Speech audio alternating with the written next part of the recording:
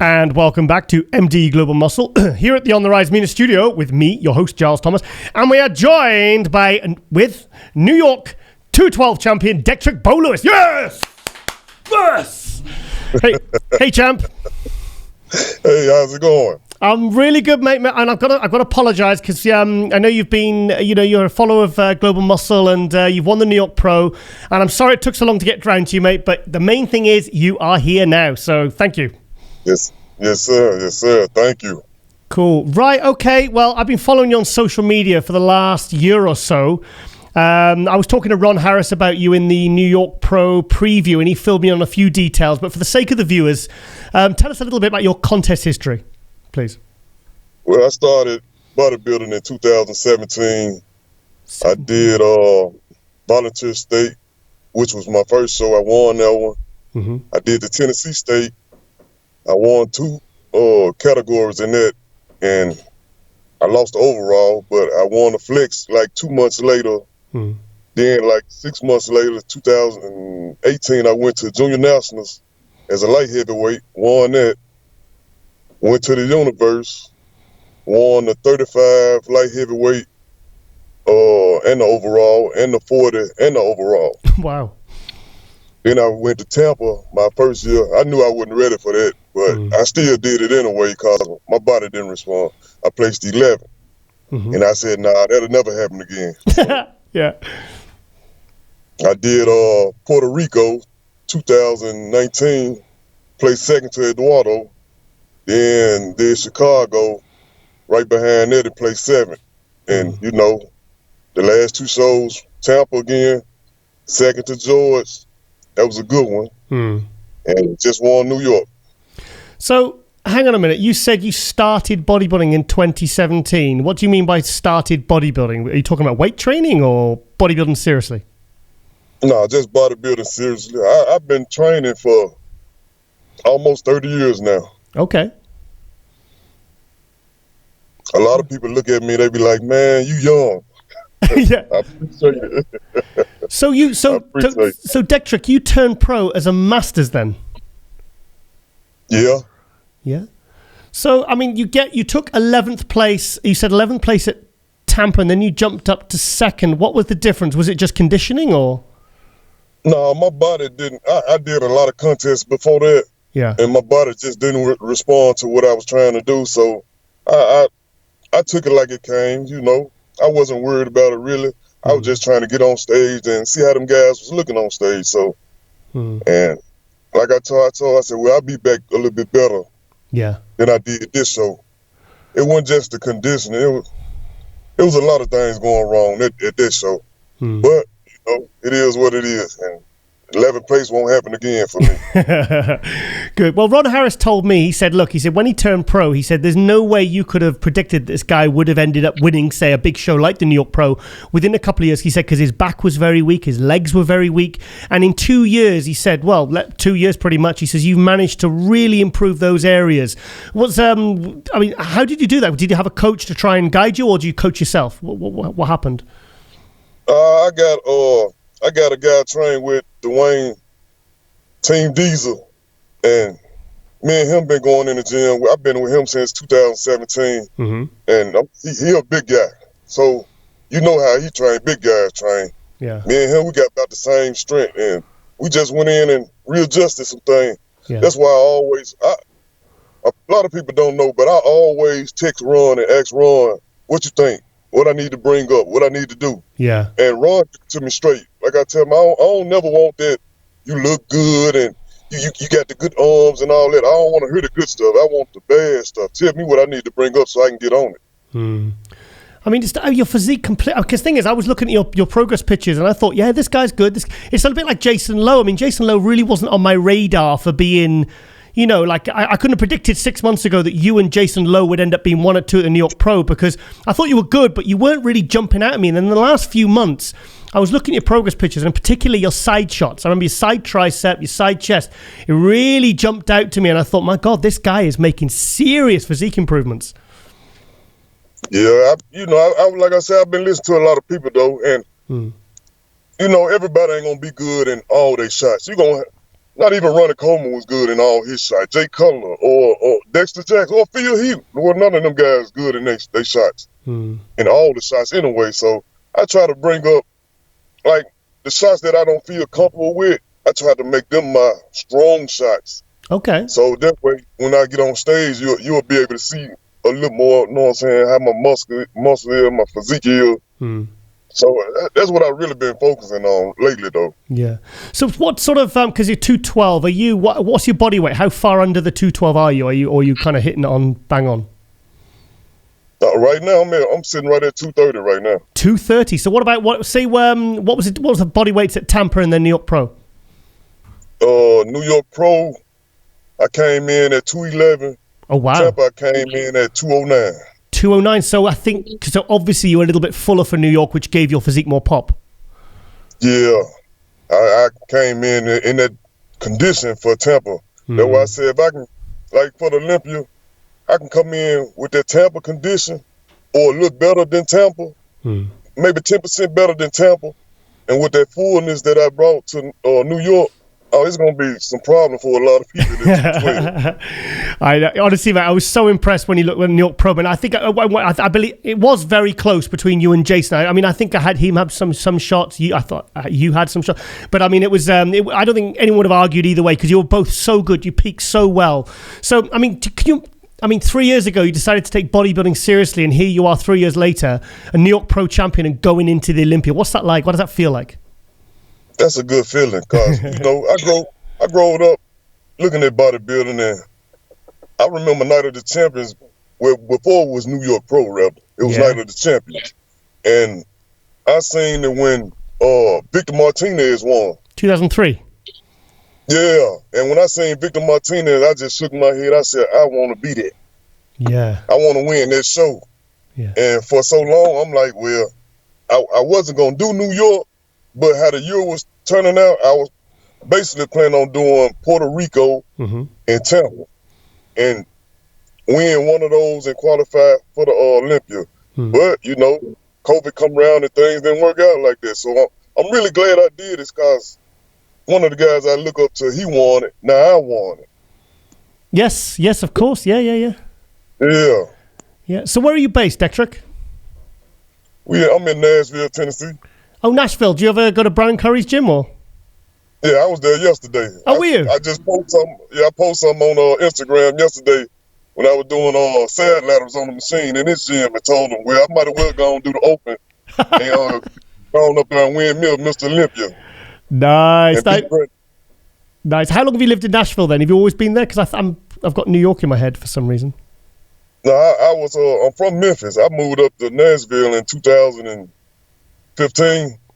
Why? I moved up here just for bodybuilding, though. Wow, just for bodybuilding? Yeah, because bodybuilding in Memphis is, at that time, it wasn't big. I don't know how it is right now, but, you trying to do bodybuilding, that's not a bodybuilding city.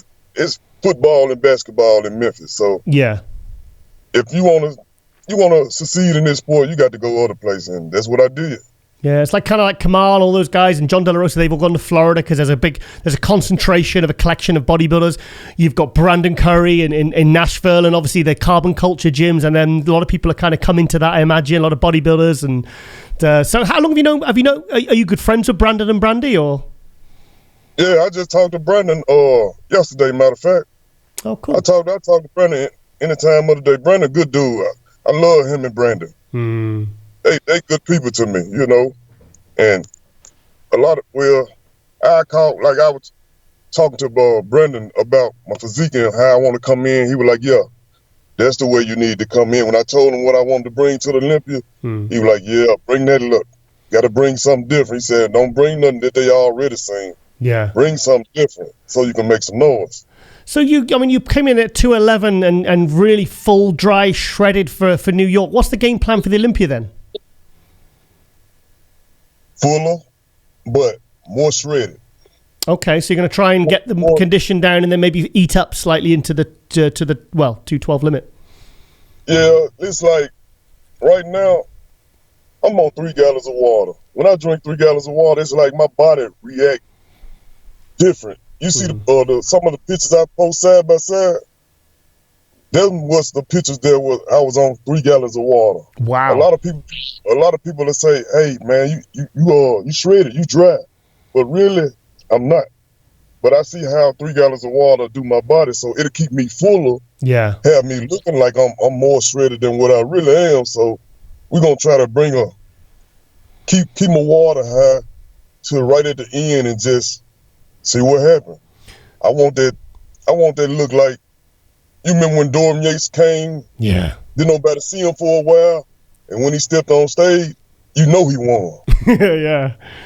That's what I'm trying to bring. That's why I ain't been posting no recent pictures or nothing like that, cause I got something in store for him right now.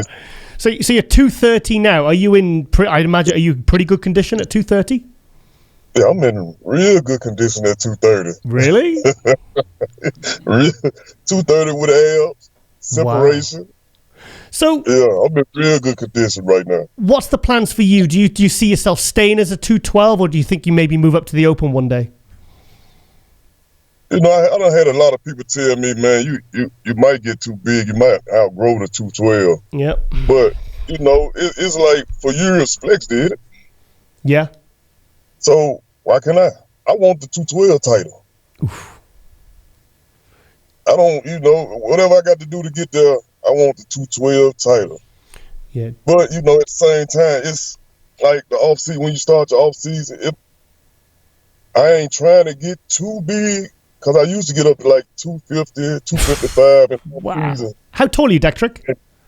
Yeah. How tall are you? And I'm about 5'6", 5'7". So really, yeah, you're kind of, that's a perfect height for a 212, really. 5'6", 5'7". I mean, 5'8", you kind of like George. I mean, George Peterson's a bit of an anomaly because he's 5'8", and he still manages to make weight as a 212, So I think he's got hollow bones or something. But, so what would you, if you had no weight restriction, what do you think your best weight would be on stage? My best weight, probably anywhere between 220, 225. Really? Wow. Yeah. So yeah. So do you struggle to make 212? No, I lose weight real easily though. Yeah. I'm like a camel. I hold a lot of water. Camel. I hold a lot of water. You'll see it. It's like I can go to sleep and wake up and 7 pounds gone. Really? Yeah, just because I've been got up, you constantly going back and forth to the bathroom. Yeah. And 7 pounds will be gone like that. So it's just water be on me, really. Yeah. I'm talking about I get in there and do all the cardio. I love cardio. How much do you do? Right now, I ain't doing them 30 minutes. No? Sorry, you're just doing 30 minutes a day? Yeah, just 30 minutes. Okay, what do you do? Like treadmill or? Nah, I get on the Stairmaster. I can't. The treadmill or the elliptical, they don't do nothing for me. I like to sweat, so the Stairmaster will give me a better challenge. Yeah. So who's prepping? Who's your coach? Andrew Vu. Oh, Andrew Vu. I keep hearing this. I keep hearing this name, and Shelby Starnes said he was fantastic. I know he prepped Hunter Labrada. So that guy's getting some really good guys. So he's Hunter Labrada. He's at the Tampa Pro winner. He's got yourself, who won the New York Pro. How long have you worked with him for? I started with him in December. Wow. Okay, because your physique has really changed a lot since December.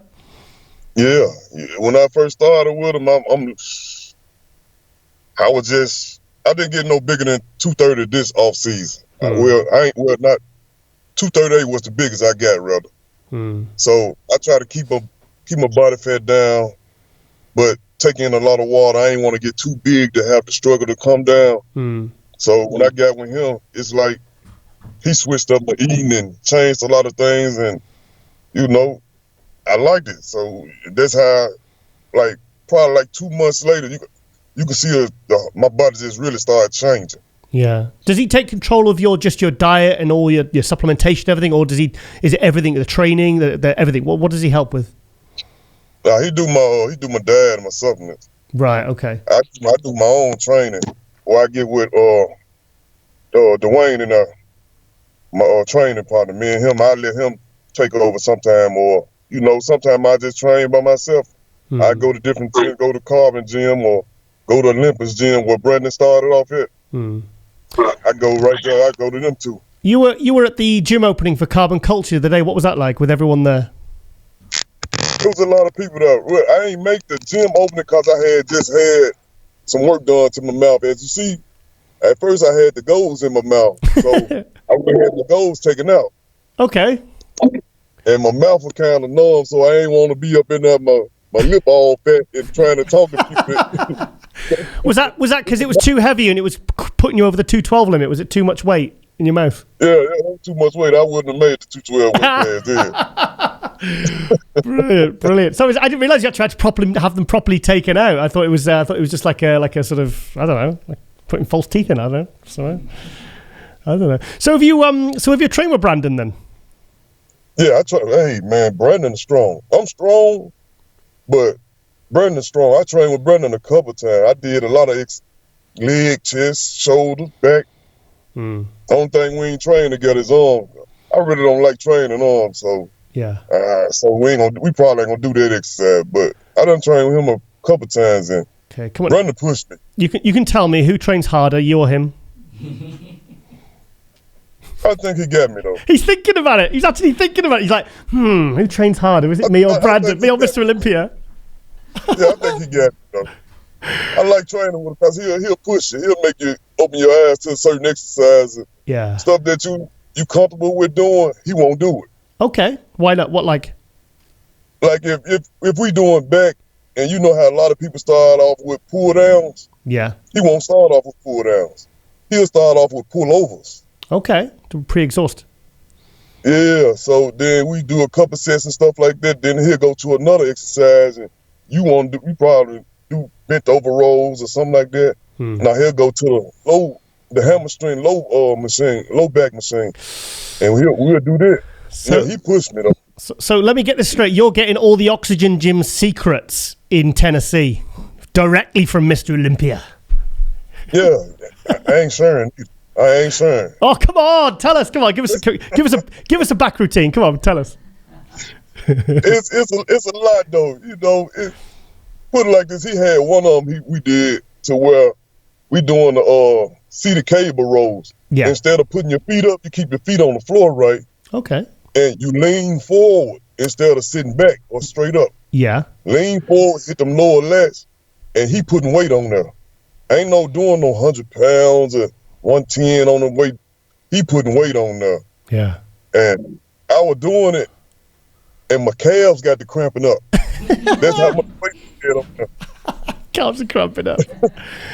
Wow. Right. So, obviously, I mean, this is a bit of a silly question, but what do you think will happen with? Do you think he can defend his title at the Olympia this year? Brandon look good right now. I'm talking about. I know Brandon. I don't know the rest of them guys. Yeah. And to me, this the biggest I done ever seen. Oh, really? This the biggest I done ever seen Brandon, and you know, I know he finna come in with the condition, cause you know. A lot of people say Phil or Rami and William Bonac and all them and Hardy Chupan. But, you know, like I said, I don't see them guys, or I haven't seen them guys like I seen Brandon. But I know for sure Brandon bring that condition better than he did at the when he won the honor. Yep. And the way how full he is right now, ain't nobody beating him. Because obviously last year, I mean, he's admitted this himself. I think because having two, I mean, I said this to Ronnie Coleman said exactly the same. Winning the Arnold and the Olympia, it's very hard to peak for both. You can't peak perfectly for both. But like Brandon said, he was, you know, he said like coming into the Olympia, his body wasn't responding because it wasn't as fresh as when he won the Arnold. So a full year off, all that rest, all that confidence, and all the.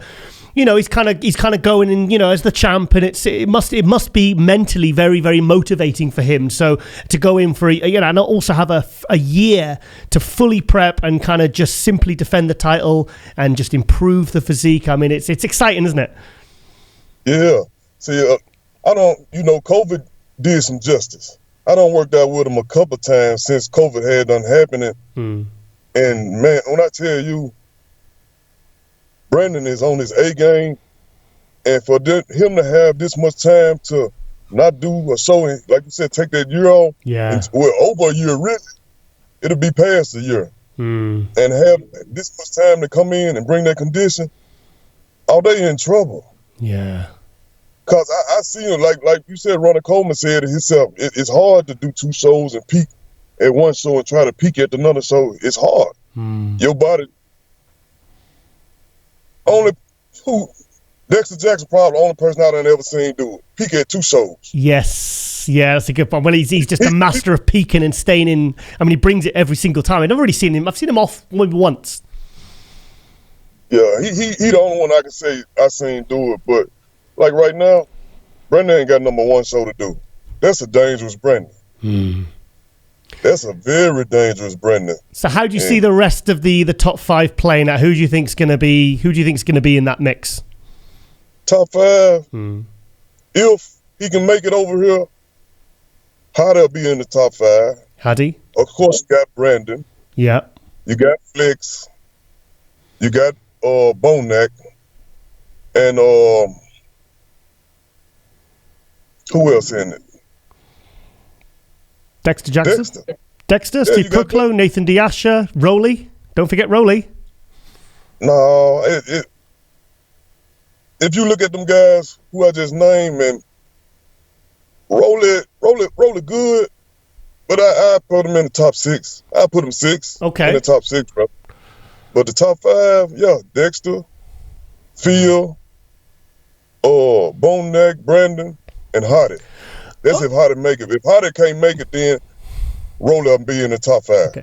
Dectric, I mean, I do follow your social media, and to me, it sounds like you do follow the sport, and you sound like you're not just a bodybuilder that competes, but you're also a fan of the sport.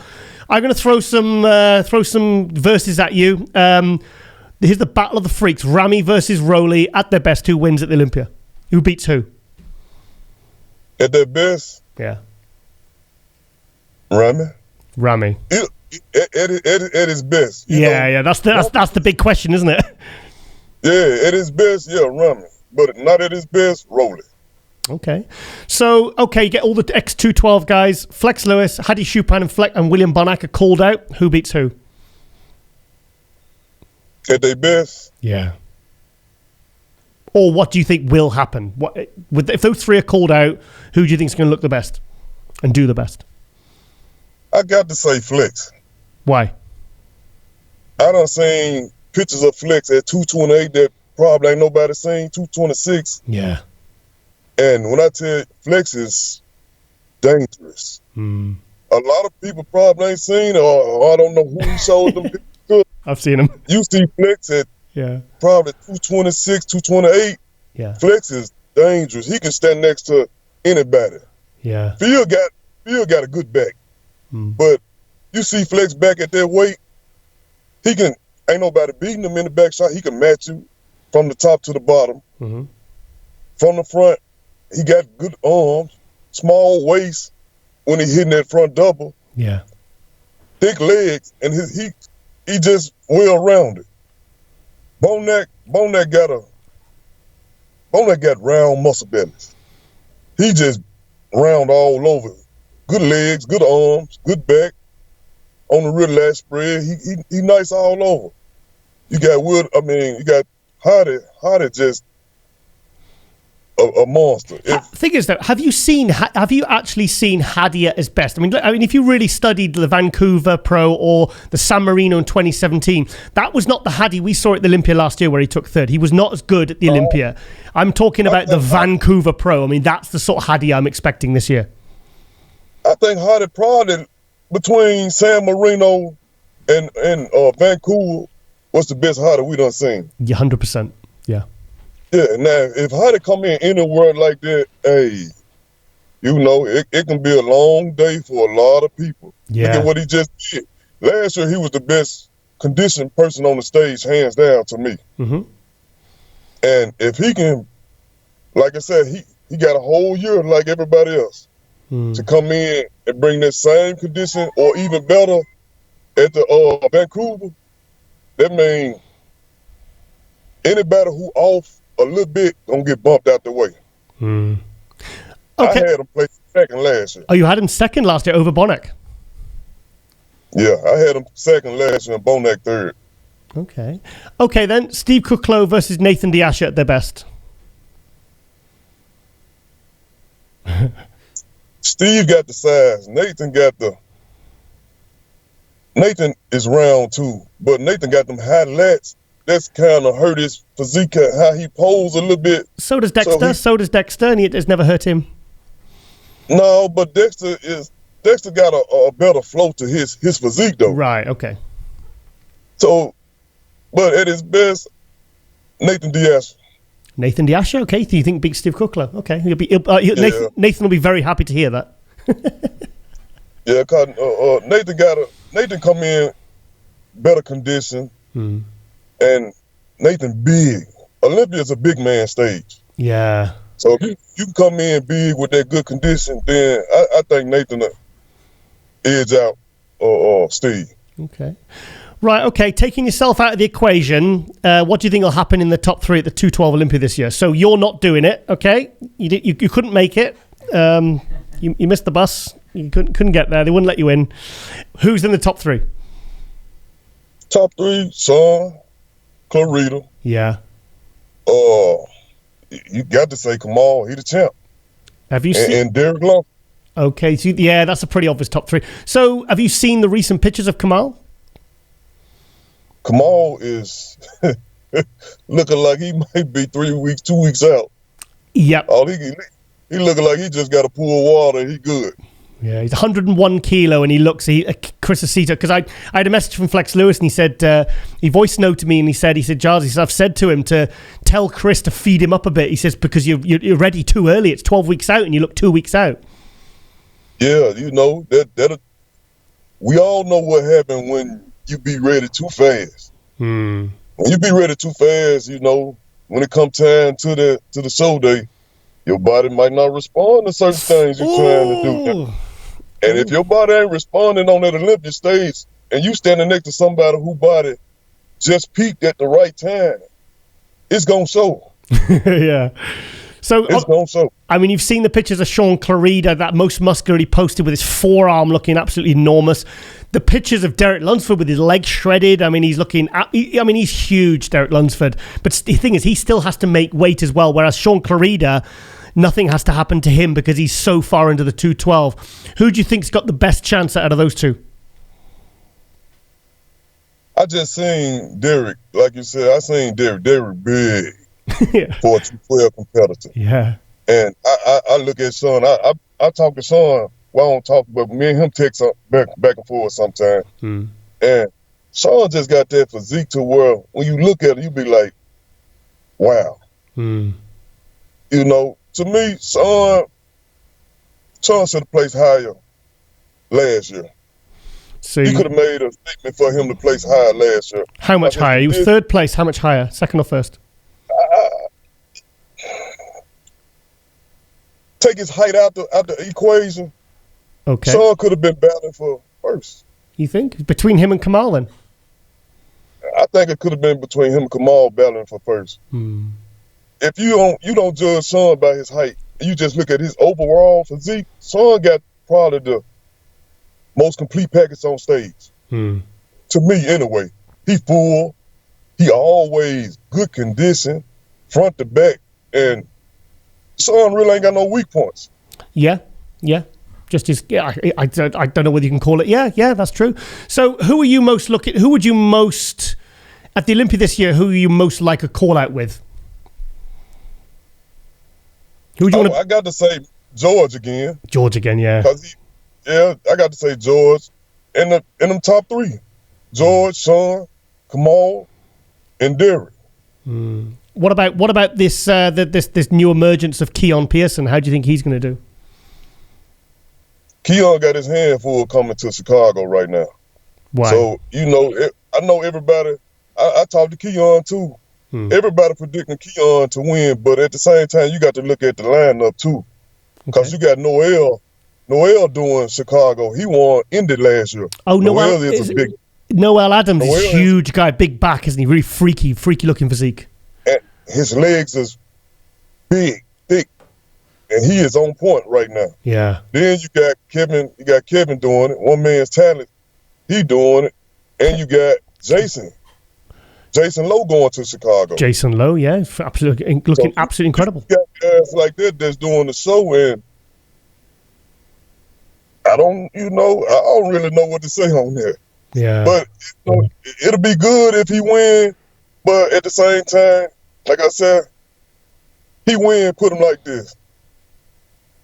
What would it shape be like for the Olympia? Like you said, it's hard to peak 2 times. Yeah.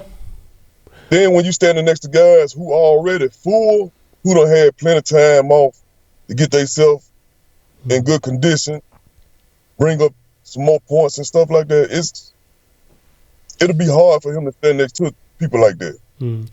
So when do you really start cranking up the heat now for the Olympia? Usually I start mine about 6 weeks out because my body responds real fast. Oh, you start really prepping 6 weeks out from the Olympia? Yeah, but 6 weeks. Me being with Andrew Vu, ain't no telling when he really want to start. I'm just going, like you said, this is my first year, so I'm just going off what he said. He said, "Let's kick it up." We kicking it up. Yeah, I think maybe 6 weeks. I think maybe you should be ready maybe a couple of weeks out, just because the pressure of the Olympia as well. You want to do well. You want to. I think maybe start 8 to 10 maybe. Yeah. We are right at 11, so I ain't been holding back no kind of training or my cardio or nothing like that. I started my cardio off right at an hour.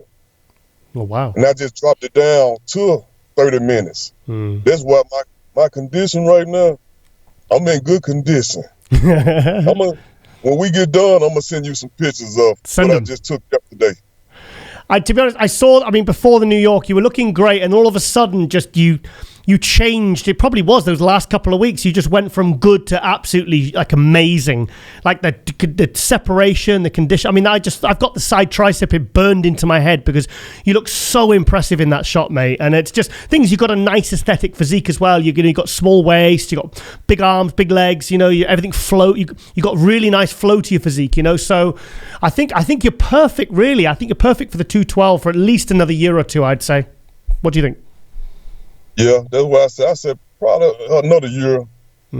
That's why I got to make the best of what it is right now. Cause the way I eat, I like to eat, and okay. I can eat a lot. I ain't eating them like 6 meals right now, but I know I can eat anywhere from 9 to 10 meals a day. 9 or 10 meals a day. Yeah, I like to eat. Really? And my body responds real good off food. Yeah, I'm talking about real good. So. My side tricep, you got a good shot when the 4-time Mr. Olympia himself like your shot, Jay Cutler. Wow, did he? Yeah, when I seen Jay Cutler like this side tricep shot, I said, oh yeah. Nice. Because Jay Cutler had a dangerous side tricep shot. He did, yeah, he did. That was a good shot. He turned sideways, and you see his arms big, shoulders big, he wide up top, legs looking good. I try to mimic some of him too, also. So you see me hitting that side chest shot like him now. Yes. Hang on. I'm trying to visualize it. I can't picture it in my head, but yeah. So you hit it like Jay Cutler. With his hand, with both his wrists down. Like that. Yeah. I like how he hit it. So I mimicked it. My bad, but I like it, Jay. Yeah. Dorian Yates as well does that one. Yeah.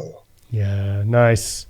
Okay, Dectric. Well, I'm really excited for the Olympia, mate, for you, because it's been nice to see your real, because you've a very fast progressor. So I'm interested to see how much better you'll look for the Olympia this year, and to see you compared to the Shaun Claridas and the, it'd be interesting to see if you're in the first call at how you compare with George Peterson, whether you can pull ahead of him, whether you can beat those guys that really are kind of everyone's seen as the top three: Shaun Clarida, Derek Lunsford, Kamala Gagni.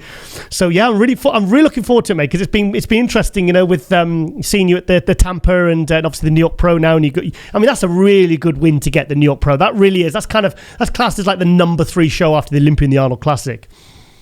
Yeah, that's why I said, man, I'm glad I did do it, because I always wanted to win or compete at the Night of the Champions, and so happened it turned into the New York Pro. Yeah. Which, like you said, it's the 3rd biggest show, and what's a bad way to go to the Mr. Olympia? Win in New York. Yeah. Went to New York, Steve Weinberger show. I love it. Yeah. No, it was a really good win, and I was happy to see you win. So, so it'll be interesting. Obviously, we've got Chicago, and we've got the Spain show to see who's going to qualify for the 212. So I think the 212 is going to be really, really exciting this year. I think it's there's a lot of different storylines, and I think when Flex left, I think they were like, oh, the 212 was maybe going to drop a little bit, but it hasn't. It really hasn't, because there's some people like new faces like yourself coming along, and George Peterson switching from Classic, and I think it's going to be a really, really exciting 212 this year at the Olympia. Yeah, I can't wait, Cotton. My first Olympic, and I get a chance to battle with the best on the, you know what I'm saying, in the world. Yeah. At what we call our Super Bowl. Mm-hmm. So I'm gonna bring. Trust me, when you see me, I'm gonna bring my best. Yes, fantastic. Okay then, Dectric. Well, I'll let you get back to your Stairmaster, mate, and do your cardio. Yeah. I got to train one more, then I got to do my cardio after that. So cool. Well, you got to pay the bills, haven't we? So yeah, that's the crazy part about it. Cool. All right then, Dectric. Well, I'll see you on stage, I won't be on stage with you, but I'll see you on stage at the Olympia.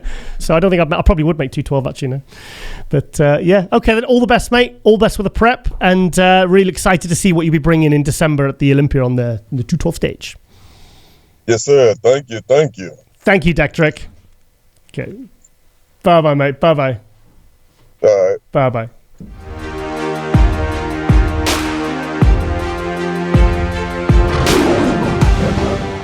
And welcome back to MD Global Muscle here at the On the RiZe Media Studio with me, your host, Giles Thomas. And we are joined for this 212 Olympia special. 4th place Olympia last year, John Jewett. Yes! Woo! Right. Thanks for having me, guys. Anytime, mate. You're so a big fanfare, mate, because, I've been watching you for a couple of years now, mate, and last year you really broke through. You won Tampa. You got 4th at the Olympia. How have you been in the last year, mate? Oh, it's been great. It's nice, especially with everything going on this year, to be able to have that confirmation you're already qualified. You don't have to be prepping for these shows with the uncertainty that you might not even be able to do a show. So I'm very lucky in that sense, because a lot of these guys don't have the opportunities to even qualify for the Olympia, especially international clients of international competitors feel bad for them. So I've been in a very lucky spot, so it feels good to have that kind of locked in already in place. Of course, yeah, because you got obviously top 5 at the Olympia qualifies you for the following year. So yeah, so you've been very lucky in that respect. Yeah, it's I kind of like doing a show before the big show just to dial it all in. Yeah. So it's different, but again, like if you're for Olympia, you kind of want to just put everything into that show, and that I really do it that way anyway. So plus, the thing is, it's a one and done thing. So I suppose if you're getting yourself, if you're prepping nice and early, and you're looking kind of like good last 2-3 weeks, I suppose you can just cruise into the Olympia, because otherwise, if you're trying to peak for the Olympia and you're only doing that one show, you've only got one chance to shine. Yeah, that's it. I think that's what I was really good at last year, because Chicago, I did that. I got 3rd, and I wasn't quite dialed in for it. There were still some tweaks. So you learn, okay, we got to make these right manipulations. Getting me to make weight is kind of tricky. And so going into Tampa, it's like, oh, we nailed it. Then you just cruise into Olympia, can eat into the show. You're not really dieting necessarily anymore, which brought a great look. So this year is definitely different, just coming straight down and needing to peak only for the Olympia. But hey, no pressure. Andrew Vu, he's my coach. I put all trust in him and just enjoy the process. I keep hearing this name, Andrew Vu. Yourself, who was the Dectric? Is it Dectric? Or is it, Dectric's been prepped by him. He's prepped Hunter Labrada. I'm not massively aware of this guy, but I keep hearing his name crop up. What's he like as a coach? He's really good. So I worked with Matt Jansen for a while, and then I kind of did my own prep, and I kind of started building a relationship with Andrew. And what I realized quickly is that he has an excellent eye for this, and it's he won't always have like this super nerded out, science explanation that I like. I'm like, Andrew, why are we doing this? He's be like, because I just see it, what needs to be done. And I'm like, well, okay. Then I'll figure out the nerd stuff along the way of the explaining all that. But he just has the eye for it and can catch those details. And I think that's so key. So for peaking me, I never nailed the 212 mark. And he finally figured out, just watching closely, what needed to happen and what I shouldn't be doing. And I think that's where he's really good. And also just gauging the timeline. I think a lot of these coaches, to have the right timeline of events is so important, because people start prep, they're too soft and they don't give themselves enough time, or even they push too quick and they kind of stall. So he's really good at gauging, and also manipulating variables just one at a time, so you truly know what's working and what's not, so he can know these things. Some guys are trying to throw up cardio, or drop food and add in fat burners or something, and it's like, well, what worked? Like, hell, I don't know, I did it all. So he's really good about learning through the process and one variable manipulation at a time. So he prepped you for Tampa last year? Yes. So I prepped myself to like 4 weeks out for Chicago. And then I'm like, you know what? I'm going to be a head case. I know I'm lean. I'm confident in that. Like, Andrew run me the rest of the way. Then we went from 4 weeks out from Chicago to Tampa to Olympia. Well, his work speaks for itself, mate, because I've been watching you for a couple of years, and because I could see your structure, your physique, you got everything there. I used to see all your progress pictures. And then you were getting like fourth and fifth. And I was like, this guy really should be winning shows and should be top 5 Olympia, because I believe that's what your shape, your potential is. So now you've switched working with him. Like, I was so happy when you won Tampa last year, because I was like, I said to your wife, Renee, who was on last week's episode of Global Muscle, I said, what was it like finally, must be as his partner, because as a fan and a supporter, it was really exciting to finally see, because I wasn't at Tampa, but I was at the Olympia, and I remember seeing you getting those call-outs, and I was so happy that you'd really nailed it, because your condition, to see a really good, well put together physique when it's not really peaked perfectly, it's so frustrating to watch. So you must have, I can't imagine what that must have been for you like last year. Oh, well, it's frustrating to be, because at some point you're doing these 212 shows and you're like, 5th place, 7th place, and you're just right there. You're like, damn, I'm right at my weight class limit. Like, what else can I do if I can get harder or peak different? And so at some point you're almost like, is 212 just really it for me? Maybe I reached my peak here. And so to finally to push into 3rd at Chicago, I'm like, you know what? I can maybe win a show. Yeah. And then I'm like, I'm going to Tampa, like, I can do this, and that's when I really felt like, all right. Then to win Tampa, you're like, holy crap, I did it. Like, and now, going to Olympia was icing on the cake. Like, everyone that saw me at Olympia, like, dude, you had a big grin ear to ear. Like, you looked like the happiest one out there. Like, well, hell yeah, we're all at Olympia. Like, it's, last place or first place. Like, just to be here is like such an honor that I thought I would never have happen. So it was truly so rewarding, especially coming up and having the uncertainty of like, is 212 being right for me? And then to finally have the confirmation, like, hey, you're a really good 212 competitor now. Yeah. So it's been a cool transition. Do you think if you'd have maybe made it to the Olympia through on points, it maybe might have not given you the confidence to really, really push hard for the Olympia? Because you were going in as Tampa's a big show. It's a very, very, very competitive show. It's one of the final shows before the Olympia. Do you think the win gave you more confidence going in and giving that momentum? Oh, absolutely. To beat out guys that have been beating you previously, that's a huge confidence booster. And I think just, going in on a win versus going in on points, I wanted to go in that way. Of course, if I had the points, I'd go to Olympia. Yeah. You might only have the opportunity once. You don't know what next year might unfold, but and nothing to take away from the guys that do go off points, but it's definitely having a first place win that, hey, you won a pro show. Definitely gives you a good confidence boost going into the Olympia. And I didn't go in having an expectation necessarily. Really? Of course, we compete to win, right? Like, I'm going in my mind and training to win the Olympia, which is, there's people out there like, John, you never win the Olympia. It doesn't matter. That's how I train for it, though. Yeah. Of course, my expectation was like, if I get top 10, that would be really, really cool. Yeah. And then to get top 5, I'm like, woo, over the moons. So I suppose in the call-outs you're thinking, okay, I think was it second call-out you were in or first? Yeah, I was in the second call-out. So second call-out, you're thinking, I could make top 10 here, and then you start, because I know I were moving you around, and I was thinking, And then because you and Sami El-Haddad, because Sami came out really, really strong, and then he kind of faded, and you were kind of just holding it. You were holding really, really well. And the way they were moving you around, I was thinking, this is good, this is good. I think he's going to, then you would have been thinking, oh, maybe I'm top 6, top 5. And then to make top 5, to 4th place at the Olympia, I mean, that must have been, to go in after all those frustrations of 4th and 5th, when really your physique was good enough to be winning multiple 212 shows. I mean, it must have been such a good feeling.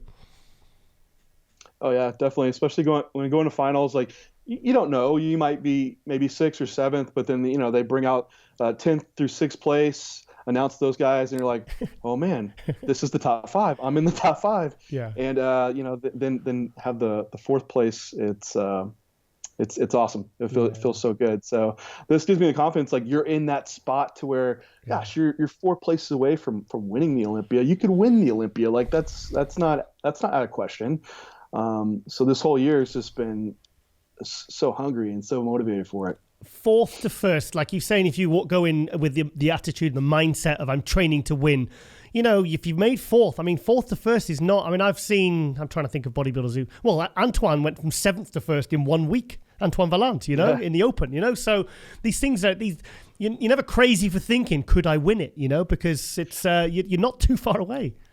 Yeah. I mean, when you look at the physiques that are in that top 5, they're all fairly unique. And each person can be a little bit off, and it can vastly change, that look. And even within some of those first top 5, like you could juggle around a first few of those places. You reward it to another guy. He said, "Oh, it was off this and that, his muscularity or this guy's conditioning." You could almost justify it either way. So if we're off a little bit or anything, you can shift those places around. Definitely. How tall are you, John? 5'7". 5 foot. So yeah, you're right. You're just at the upper end. I mean, really 5'6" and below is really ideal. I'm a giant. But then you got George Peterson at 5 foot. You got George Peterson and Zane Watson at 5'8", who are doing very well. They're winning shows. Yeah. I'm not like a 5'2" Shaun Clarida, but it depends how your frame and your muscles put together. Yeah. You have guys that are my height that there's no way they would have to do the open. Yeah. And I've considered that, like, do I need to do the open? But it's not the case with how I'm structured. I am limited though, just like a few of us in the 212, that I can't really add much more size on. I'm just right there at that weight class. Do you really have to sort of focus hard and struggle? It's the shaker, Captain America. We'll come to that later. Do you struggle hard to make 212?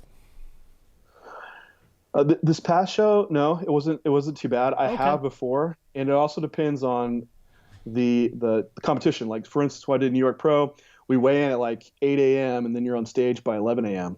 So to have to pull down and come back up, it's a lot. Of course, you're weighing in the morning, but what we found is, just for me, is just if I can get my weight down and then don't use diuretics, that's usually what just totally ruins me. Okay. And I just can't fill out. And keeping water higher, it definitely keeps me kind of that sharpness. So this year will be harder to get down for sure. I've added just a little bit of size on, and so I had a little bit of leeway from last year's. Easier to make weight. I could have a couple meals before weigh-ins and some fluids, but this year I might just have to get a little bit more restricted. But Olympia is nice because I think it's around 18 hours or so from weigh-ins to stage time, roughly. That's not too bad. I mean, I know there's guys like I spoke to Derek Lunsford, and he says when he weighs in, he said the last couple of years, he said by the time he hits stage, he said he's actually lighter. He actually drops weight. The weight keeps dropping more and more because, I don't know, maybe time with water or whatever, just however his body works. And you got someone like George Peterson who says he's like good 7-8 pounds heavier by the time he hits the stage after weighing in. Same with when he was classic. So he's someone that goes up. So what do you think? What would you estimate you are on stage? I suppose you've only got a chance to 18 hours, a couple of meals. What do you think you weigh on stage by the time you're on stage? I come up a little bit, usually around that. It was like I was floating between 214, 215 out on stage. That's when I had the best look, when I was full enough to where it was hard, but not getting so full that you start getting that watery look. So I think it probably depends, what you're having to do to make weight. If you're going to come up like you have no balance and you're cutting water a lot to make weight, like I would hope you come back up. But other guys that maybe they're not, maybe they just cortisol's dropping and they keep dropping weight, or maybe they were still holding a lot of water and they keep dropping. Or I feel like some guys I talked to too, once they put some diuretics in place, they just never come back up. I remember talking to Jose Raymond about this. He's like, man, once I make weight, he's like, I don't know what these guys are doing to bring like 5 more pounds. He's like, I just keep dropping down. So I think once you put a few cards in play, sometimes it's just hard to come back up. So yeah. I mean, I've asked Flex Lewis this, and I said to him 2 years ago at the Olympia seminar on the Sunday, and I said, what do you look your best at in terms of body weight? And he says, Giles, 4 weeks out, I'm 226. He said, I'm ready. That's me with my best physique. He says, and after that, he says everything's kind of a disappointment really because he has to suck it down to 212. So at what point would you say your physique looks its most impressive? Like, it's actually not probably far off from that. Like I think 216, 217. I could go out on stage and I wouldn't have to put down much more. But, it's been, all these few years has been limited just because I know that I'm trying to make 212. So to not try to get so much muscle. Because I think if you get too big, you're like, oh, well, we'll just suck it down and try to fill it back up. It's hard to bring that really sharp look. So it's better, I think, just to keep a little less muscle, stay closer to your weight, and not have to do as many manipulations towards the end. So, so it's not far off from when I actually make weight and come back up from. Yeah. So with no restrictions, like say you were doing an open show and you didn't have to worry about your weight all year round. What do you think you could what do you think you could be? Say if you jumped into an open show for all next year. Yeah, so I was planning on doing an open show at one point. Oh, really? Okay. After I did my pro debut, I did 212. I'm like, you know what? I'm going to do open. I was up to 260 in the off season. Wow. Okay. And then Renee and I went to Dominican Republic, and I got terribly sick for like 5 weeks after. I got some type of like parasite or something. Every week, the symptoms kind of changed a little bit to where like you think you get better, then it gets a little worse. And I ended up dropping like 20 pounds over those 5 weeks. And so then I was like 240 again. I'm like, well, shit, I was planning on doing New York Pro as try to do open. Like, well, I'll just do it as a 212 then. So that was my short-lived, thought of doing open. But if I was to do it and come down, I think if I could be high 220s or 230, I think that would be a good look. But I would probably still need to come up some more towards like 235. Yeah. Does your physique? I mean, the thing is, I'm visualizing that kind of hand on hip, most muscular. The one that to me is where your physique looks. So the lines, everything, the structure, the shoulder to waist ratio, sweep on your quads. I just think sometimes when these guys say, okay, I'm going to do it open, and they come in 10, 15 pounds heavy, they kind of lose their lines a little bit. Does your physique do that? Well, I've never been able to come up to that weight to come down to it. You know what I mean? To be heavy enough. So, and I do know what you mean. I think they start pushing the fullness so much, and since you don't have that weight limit, you don't come in quite as dry. And then whatever they're using to stay that full has a lot of water retention, and they honestly I think with growth hormone insulin, people end up losing some of their lines. At least what I've seen, pushing it too much. So you do kind of have to find where you can maximize your muscularity without going so far that you lose that conditioning aspect or you lose your waists. Because some guys come in and that waist jumps up bigger, and then you just don't have the aesthetics to it. That's what I'm thinking.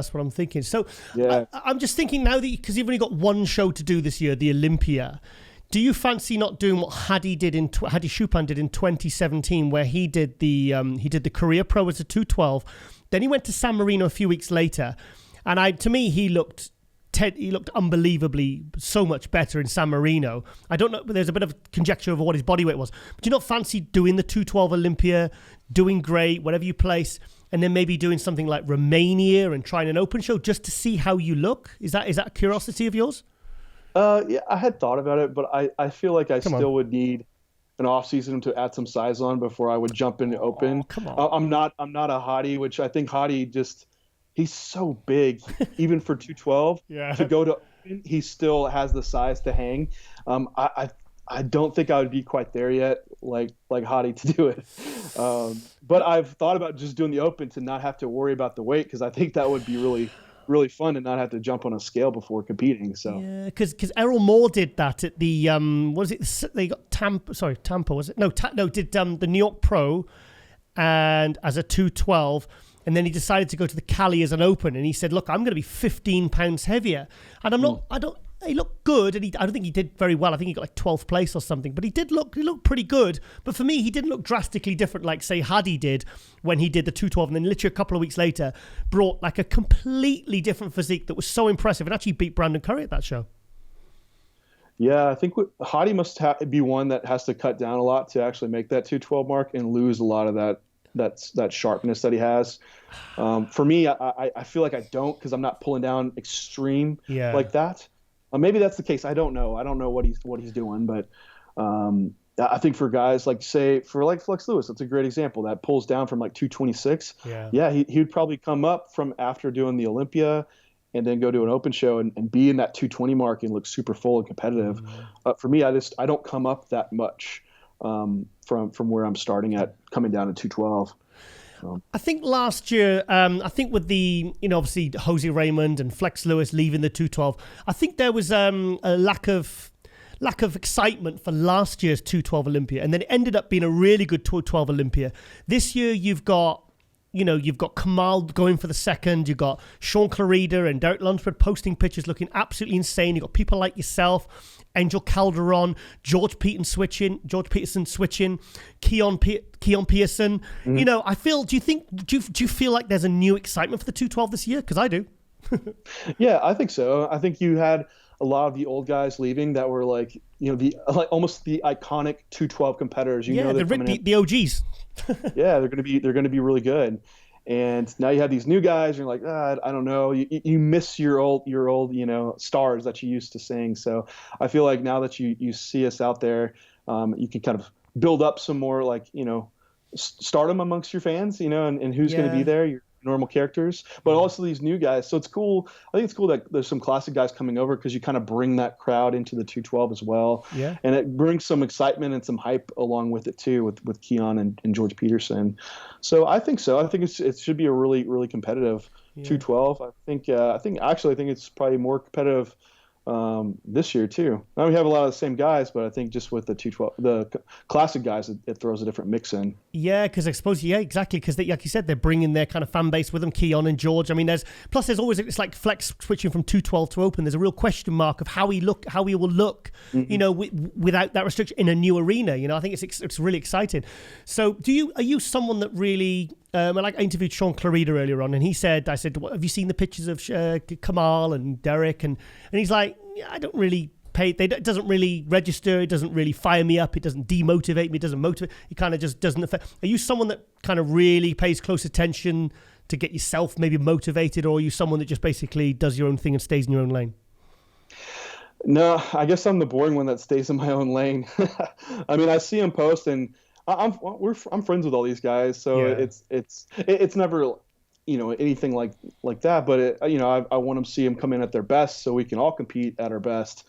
And but as far as like demotivating, like, oh dang, Derek looks really good today, what am I doing, or motivating, like I'm going to go train really hard because of this, it's never like that. For me, I just always enjoyed the training piece. That's my absolute love. I love to go train really hard to progress the gym. And the bodybuilding kind of came second. It's like a way to just show what I've been doing in the gym. Okay. So me to like, for my motivation training, it's purely from like a progression standpoint in the gym. And that just happens to showcase then on stage. So actually I love off season, because I love this year because I can stay in off season longer and just train in press.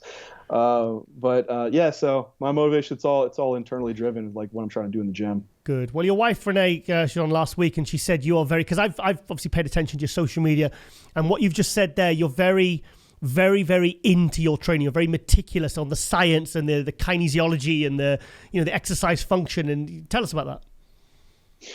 I guess I've just always nerded out on this stuff. I tried to always know.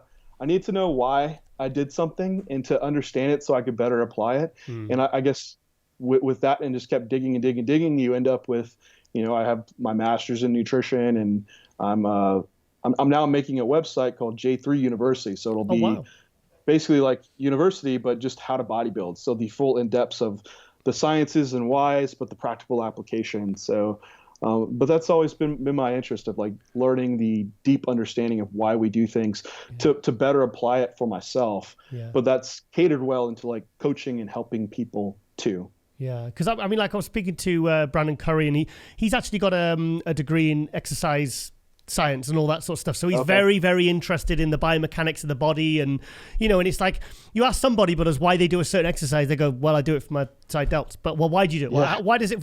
How do they function? What's the second? They just look at you like you're crazy. And other guys like yourself will be able to tell, like John Meadows, those kind of guys, Milos Sarcev, that are so into the levers and the functions of the muscle and and all these kind of real meticulous and So that's kind of what you like to focus on for your training.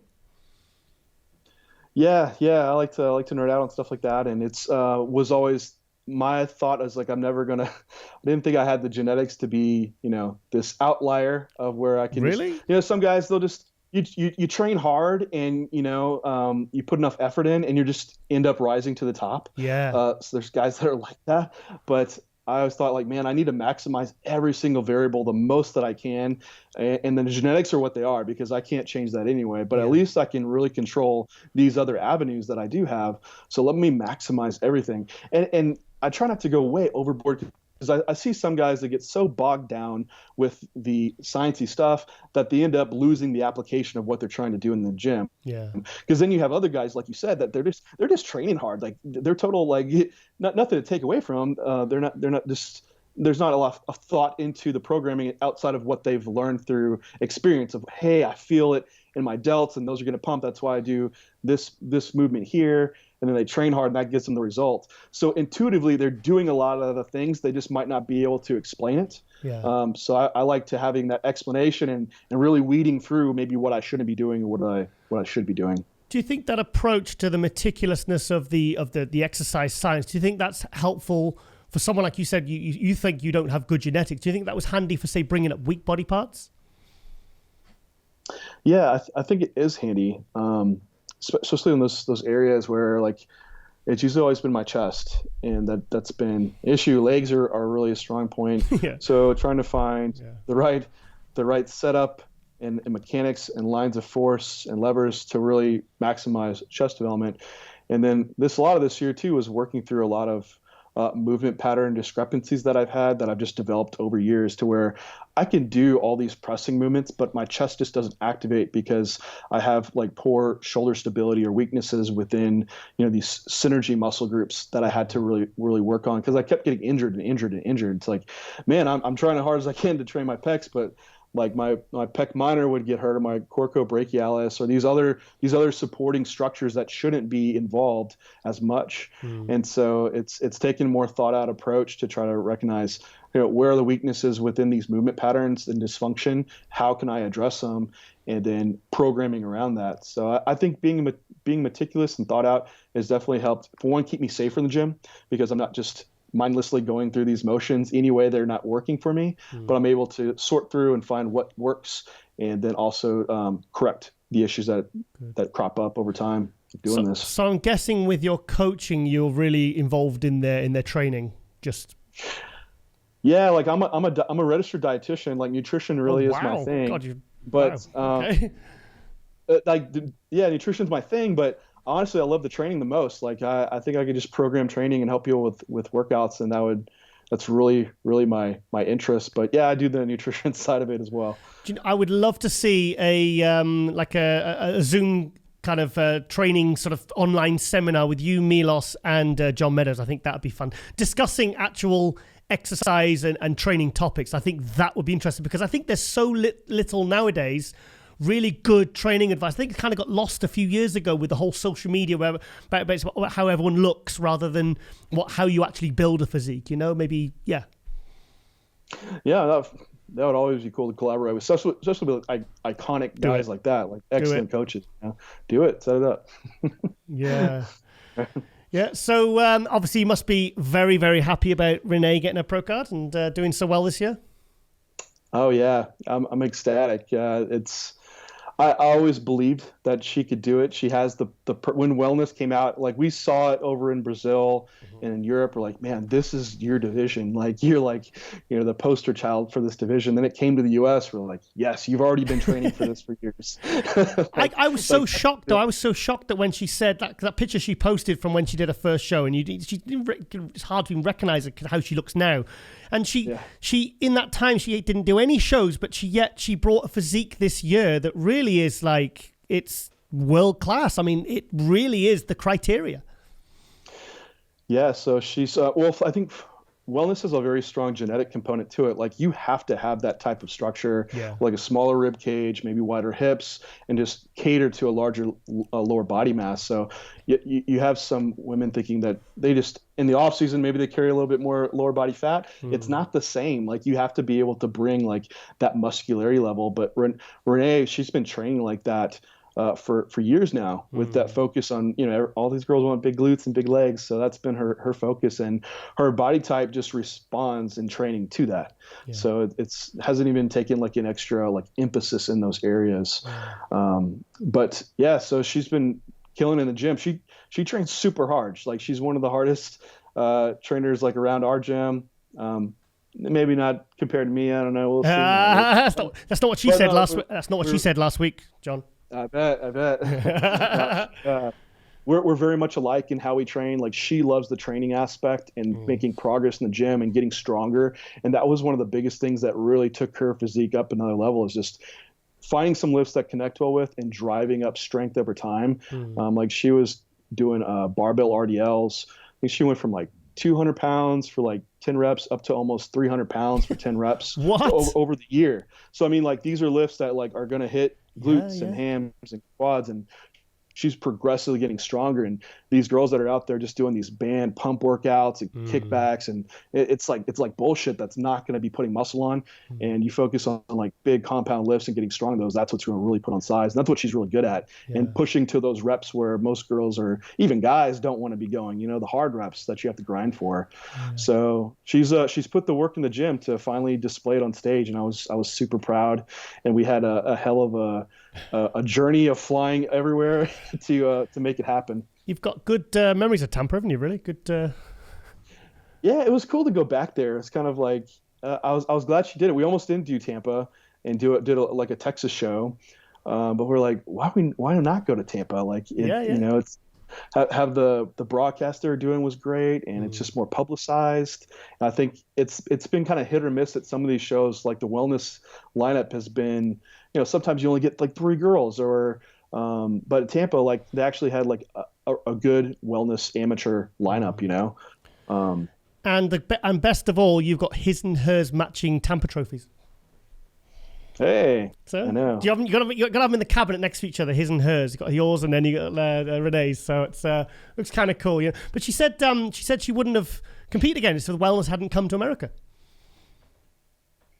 Yeah, no, she wouldn't. She didn't have a great experience when she did her figure show. Yeah. Just the guidance wasn't there, and was poorly coached, and kind of left her with a bad. She had high expectations, but there wasn't like the realization from her coaching, like, hey, well, this is where you should be at. So. And figure just wasn't for her. I think she'd make a great figure. I think she'd look. To me, she could do well in figure or well. I mean, she's perfect for both. I think personally. Yeah, I think if she was to go to figure, she just have to, I think, bring up upper body a little bit more. And she's just not into that. That's just not the physique that she likes anyway. She wants like the lower body dominant, big glutes, and I'm not arguing. Yeah. So you've never actually prepped together, have you? You two? Yeah, we have. So you have. It kind of overlapped a little bit. So I started prep like actually right when she was ending prep, which worked out perfectly because planning these shows out, we're like, hey, you have to do a qualifier in your national shows before September because of the Olympia. And so the Olympia got pushed back, which actually really, really worked out because the show she was going to do was going to be really early in June. And that would have been enough time before the September Olympia. Yeah. But doing a show in August, September would have been no way. So this worked out. So our plan now is like, hey, we'll do juniors.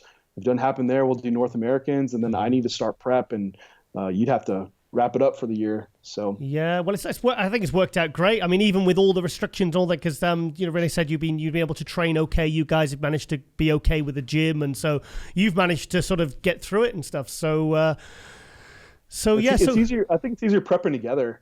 You think? Some people ask about that, and for us to be like mentally on the same page, like we're both, so focused in the gym, you kind of get detached slightly within other relationships because that's so involving. And then also just fatiguing as well. Like you're hungry, you can get a little bit more irritable. And so you have someone else that's going through that same thing together and you're just understanding in that versus someone that's like, oh, I'm in the off season, I'm feeling pretty good. What the hell's wrong with you? Why are you so grouchy?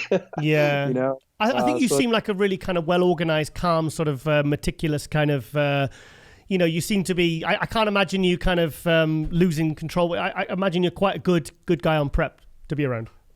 Yeah, we're both pretty laid back. And if there's any discrepancies with us, usually we just kind of check out and get quiet and just go into our little box for a little bit. That's us. We're like more introverted type people. So we're not, we're more patient and definitely can help mitigate some of the prep stress that can happen from time to time. So it's pretty chill around here. Yeah, I get that impression. So tell us a little bit more about your coaching. So I have several clients that I'm coaching right now, and just have a few pros. Just had Christina Bittner. She's a WPD pro. She just did actually it was New York in Tampa. Yes, it's getting confusing. Yeah, she got 7th place out there. Several amateurs doing I have several clients doing this Masters Nationals that are coming up. I have like 3 light heavyweights, super heavyweight doing it. So just, coaching's going well, always good business. I've been backing down so I can work on this website content. That's pretty all consuming. When do you see that launching, the website? I'm hoping to do it at the Olympia. Ooh, so nice. That would be ideal. It's harder as prep goes through to keep coaching and doing so many videos along with everything that's involved in prep. So that would be ideal. What I'm doing within the site too is I'm doing like a case study of my prep. So I'll have my pictures week to week that I'll like put side by side to show differences in like, hey, this is why we're changing these things, and then show my full plan in every aspect and give all those whys that I've learned to explain to people so they can go through my prep and learn that process throughout the way. So and I'm doing it with Renee as well. So like I'm documenting her off season, like what involves with the post show planning and how to look at lab work and regulate hormones for females post show and carry out off season. So I think especially with females, it's stuff you never hear about, and there's a lot of issues within it, like the post show blues and estrogen and progesterone's off and testosterone, and how do you manage all those things, and it's just it's not addressed anywhere. So that's what I'm trying to do with the website, is give people more insight and teaching to, if they are a coach, they could come in and learn how to coach people better, or just learn how to coach themselves better. That really does sound interesting, actually, because I think that you're going to have because you seem you are a very intelligent guy, and I think I can see that you've put a lot of work and effort into this. It's going to be something special, going back to female coaching, I think there's a real, apart, I had Shelby Starnes on the other week. He's very well respected, but really I can't think off the top of my head many really, really good, successful, well thought of kind of good female coaches, because prepping a woman is not the same as prepping a guy, correct? Yeah. I mean, there's a lot of things that hold true, but a lot of these coaches just try to apply the guy strategies to females. Yeah. Doesn't work. Especially with PEDs is the worst thing that I see, and I get a lot of the information I put out. I kind of get back a certain type of clients, and so usually I get girls that have come from places where they've been on just excessive preps, and you have like usually small girls with like proteins and veggies and 3 hours of cardio. Oh, it's the 2 hours of cardio. It's the high doses of Anavar. It's the zero carb, and it's like it messes them up. I've heard of girls fainting in the gym. They put them on really high T3, and you're just like, guys, this is such bad, basic kind of. I mean, I think the worst thing I ever heard was a guy who was prepping his partner, his female partner, and he said, yeah, I just put her on PEDs. He said, I just put her on half of the dosages of the same compound that I'm on. I mean, what's your response to that? So usually those worst protocols you see are usually like the spouse or husband helping like the girlfriend, wife. That's what I mean. Yeah, that's not me. That's not me. I coach Renee, but yeah, that's not my approach. But so that's it's tough as a female because you reach out to a coach hoping that someone that you see their clients on stage and they look good. So you're like, well, these must be the right things that I have to do, and without the education behind all this approach, or maybe even what comes after the stage, what does that look like? You don't know until it happens and you go through it. You're like, oh my gosh, what's happened to my body? What do I do now? Then you have to find that other coach to help you through it. Yeah. So it's a hard spot to be at because we don't have like Yelp reviews or something for coaching to where you can read all these reviews of past client experiences and what's happened. Yeah. It's just like you just see who might be doing good with clients and go with them. Yeah. But that might not be the best case long term for someone to keep them progressing, because you can prep a few clients like that. Usually their first couple of shows that goes okay, but after that they're kind of shot and they just don't respond the same. Yeah. They need more cardio, less food, more drugs. It's like, this is not the way to go. Something's wrong here. And I think it's interesting looking at natural athletes. When you look at natural cutters, they have very, very long off seasons, and they only do like a couple shows maybe once a year or maybe every other year. That's because they need that long to restore like the hormonal issues from prep and have true off season.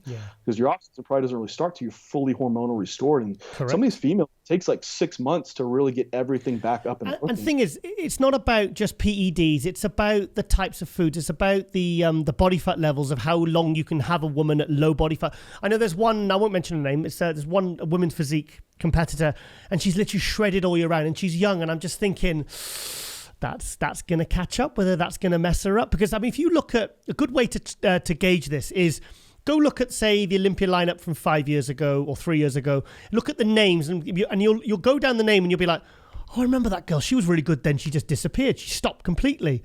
And they kind of leave the sport completely because they kind of end up having to like recover, have, metabolic damage and thyroid, and because of bad practices and bad diets and extreme diets, because women's bodies are very sensitive, like hormonally, and just then body fat levels. It's like, it's very, very tricky.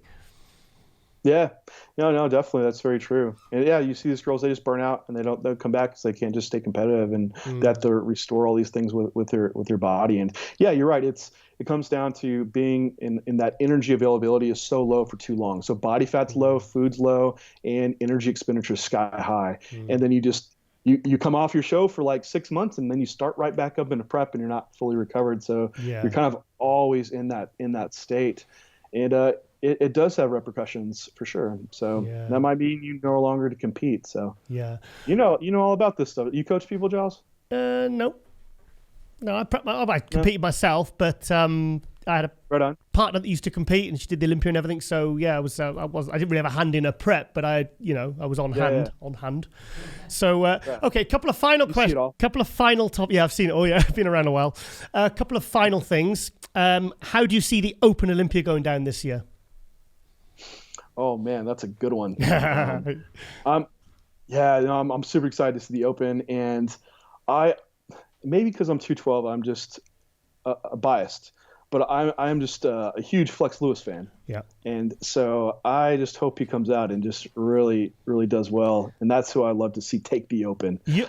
So that's where I thought, is he leading to Flex maybe winning? I think he's awesome. It's just you've never seen him in that lineup. But I think with the amount of size that he could come with, I think he could stand next to anyone.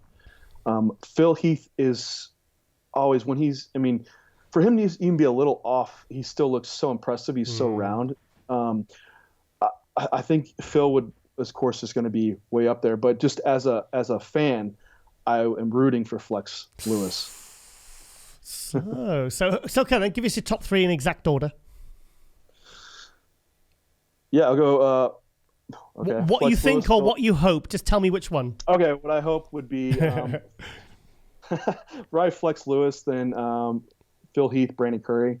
Okay. What might happen? Gosh, I see Phil being very hard to beat, so it might be Phil. I still put Flex up there, then probably Brandon Curry from there. And so generally through the top 6, top 10 or whatever, who's moving up big time this year? First name that pops into your head. Come on. Yeah, no. I think Hunter Labrado should be in that mix. Will be a newcomer to Olympia, but be competitive right off the bat. Okay. And also like him just from a posing aspect, because he really displays it well in bodybuilding. So I think that top 10 spot, he's going to be up in that mix somewhere. So he's taking out some big names then. I think so. I think he can do it. Yeah. Okay, and the final question and most important question, who are you going to Comic-Con dressed as with your wife next time you go? Because we've been talking. I said, come on, you've got to get John. Carlene thinks you make a great Captain America, so what is it? And I think you gave the I think he was triggered by the shaker, to be honest. He's laughing. It might have been, yeah. So Renee might do a Wonder Woman. I don't know if I'd do a Captain America. That seems so, Mr. Moral great guy. We like horror movies and like crime thrillers, so we're like kind of dark in what we like. So I like villains and stuff like that.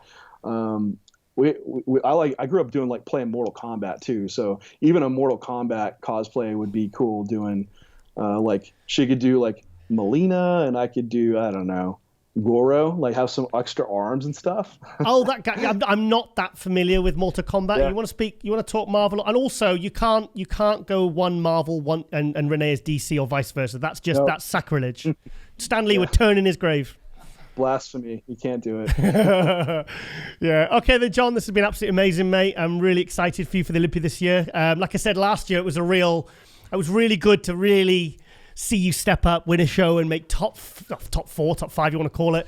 I was really, really happy to see that. So, and I think this year's 212 Olympian, mate, I think it's going to be, I'm really, like, I've seen, Kamal's been sending me pictures. I've had, we've seen pictures of Shaun and Derek and yourself and Samuel Haddad, Angel Calderon, George Peterson, Keon Pearson. I mean, you're all going to be trying to squeeze in that top 6. So I think it's going to be really exciting this year. So, yeah, really, really, really, I want to see how your physique's changed as well and improved. And like I said, if you nail that condition again, you're going to be a factor.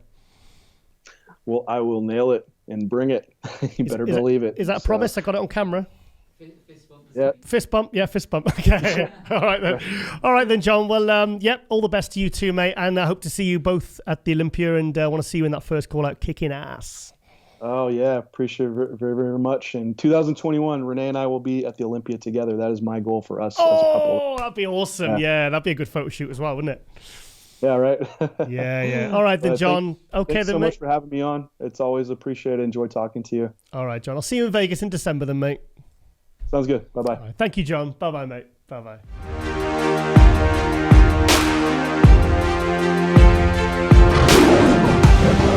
And welcome back to MD Global Muscle here at the On the RiZe Media Studio with me, your host, Giles Thomas.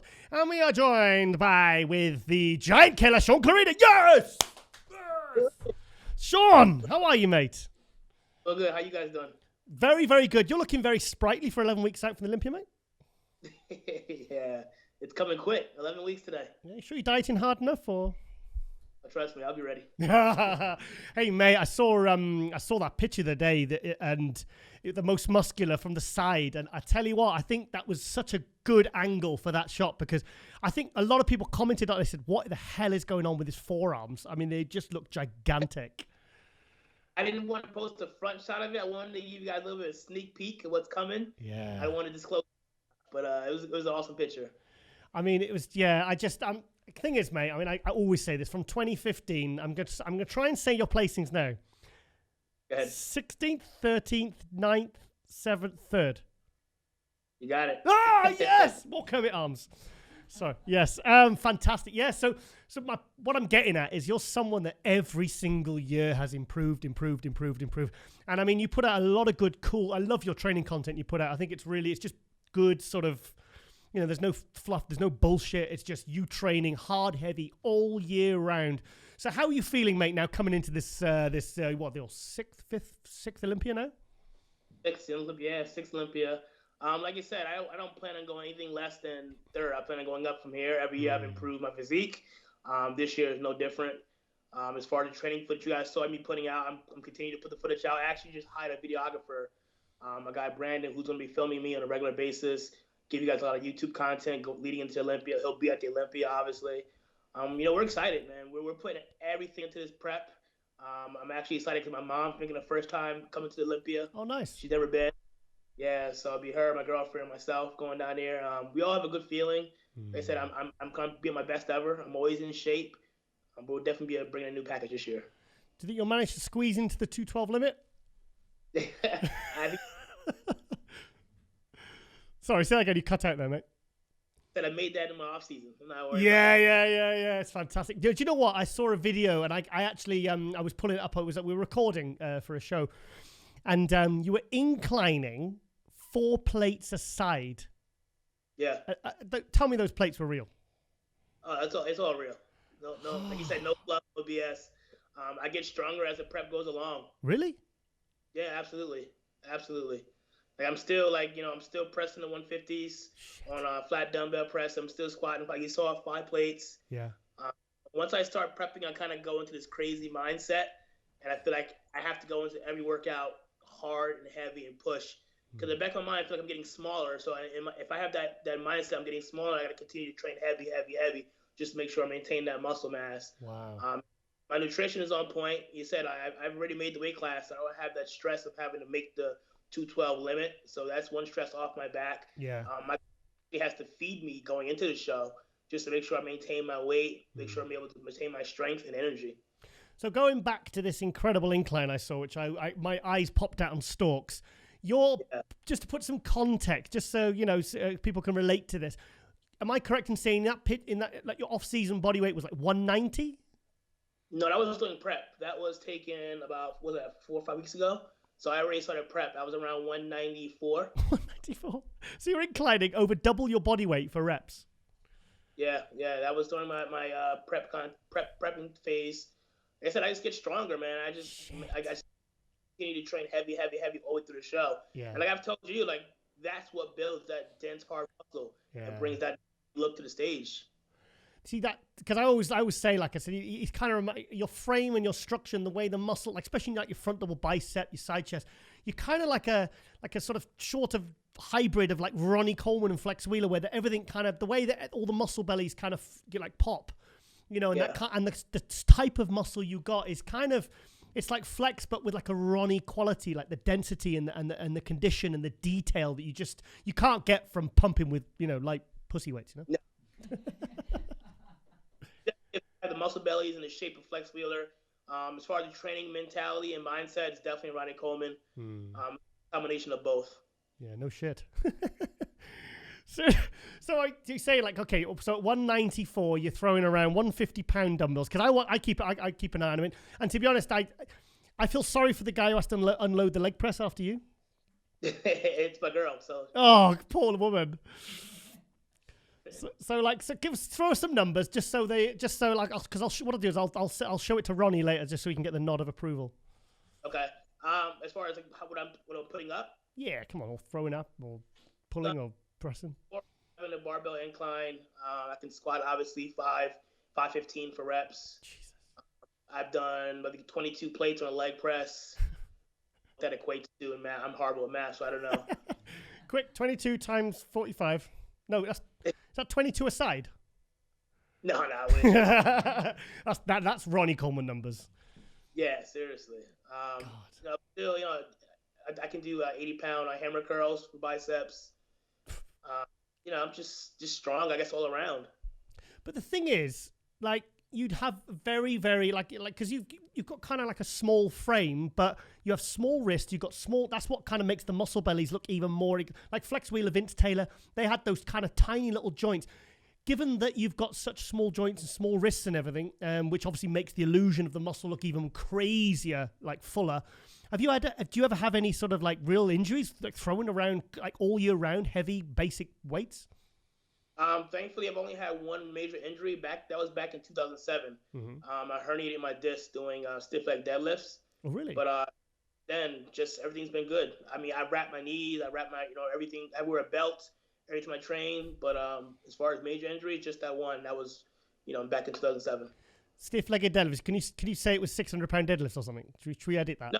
Should we edit that? It was like my warm-up. It was like my Oh warm-up. no, Pop! I mean, at least it's like when you get an injury and like you say, it's like, yeah, I did it. I slipped on some ice. It's it just doesn't sound as exciting, So obviously you've been crazy like focused all year round. I mean, have you as the whole off season been productive for you and productive?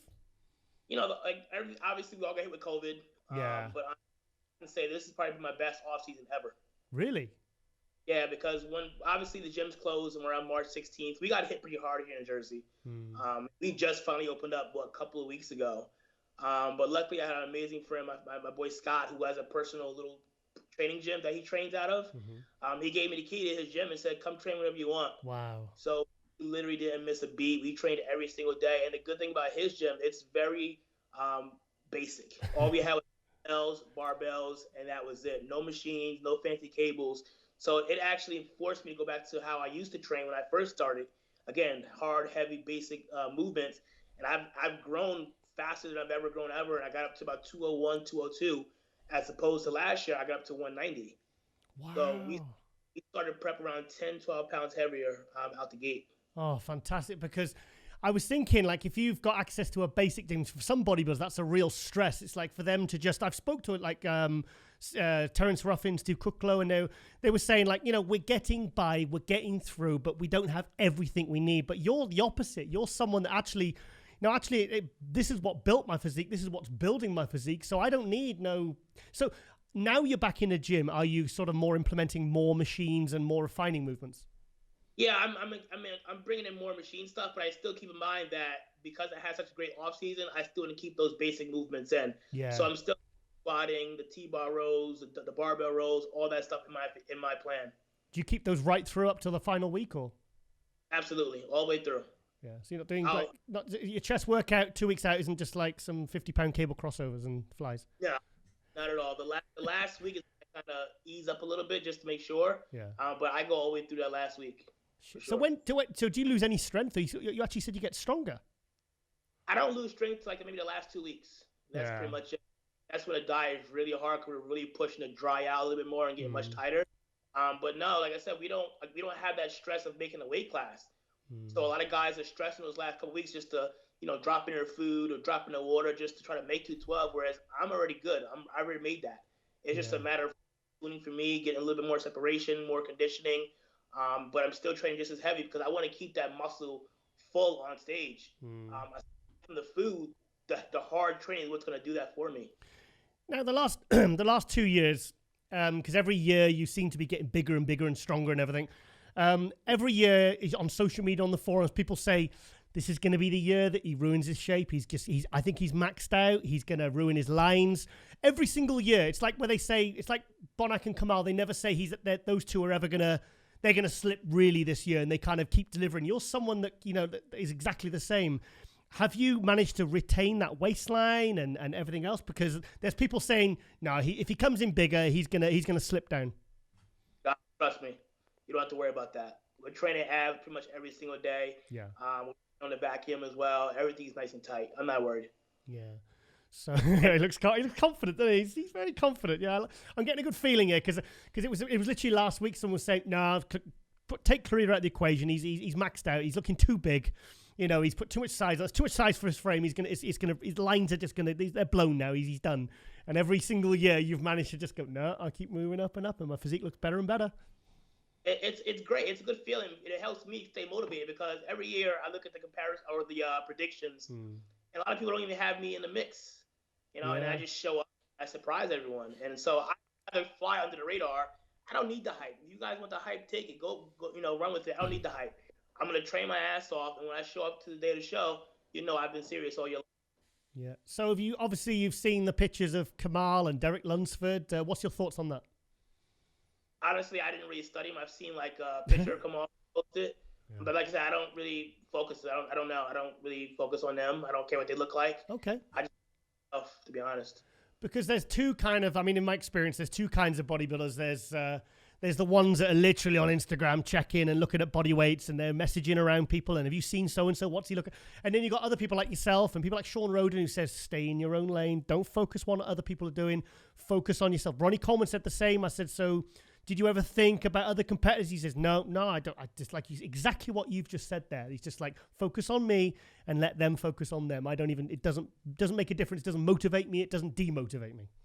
There's nothing I can do about those other guys. I can't take that stress and worry about what they look like, what they're doing. I don't care. I keep the focus on myself. So that's all that really matters. And every year I've been the same way. Just focus on myself, show up to the show ready, and then the cards fall where they may. Yeah. So are you, because Matt Jansen's still prepping you, correct? Matt Jansen handles all my nutrition and John Meadows all my training. Oh, that's a good combo, that. Really good combo. Yeah. So what, in terms of, do you ever shoot for body weight or is it just purely upon how you look and then you weigh yourself and then whatever happens? I do check in with Matt twice a week. Right now, just twice a week, just to make sure my weight doesn't drop too much. Yeah. We have a certain number we want to hit as far as on stage this year. But as far as like we focus more on the look, to be honest with you. Yeah. Just make sure I'm not ass flat, and he's actually worried more so about my strength dropping versus what my weight is, to be honest.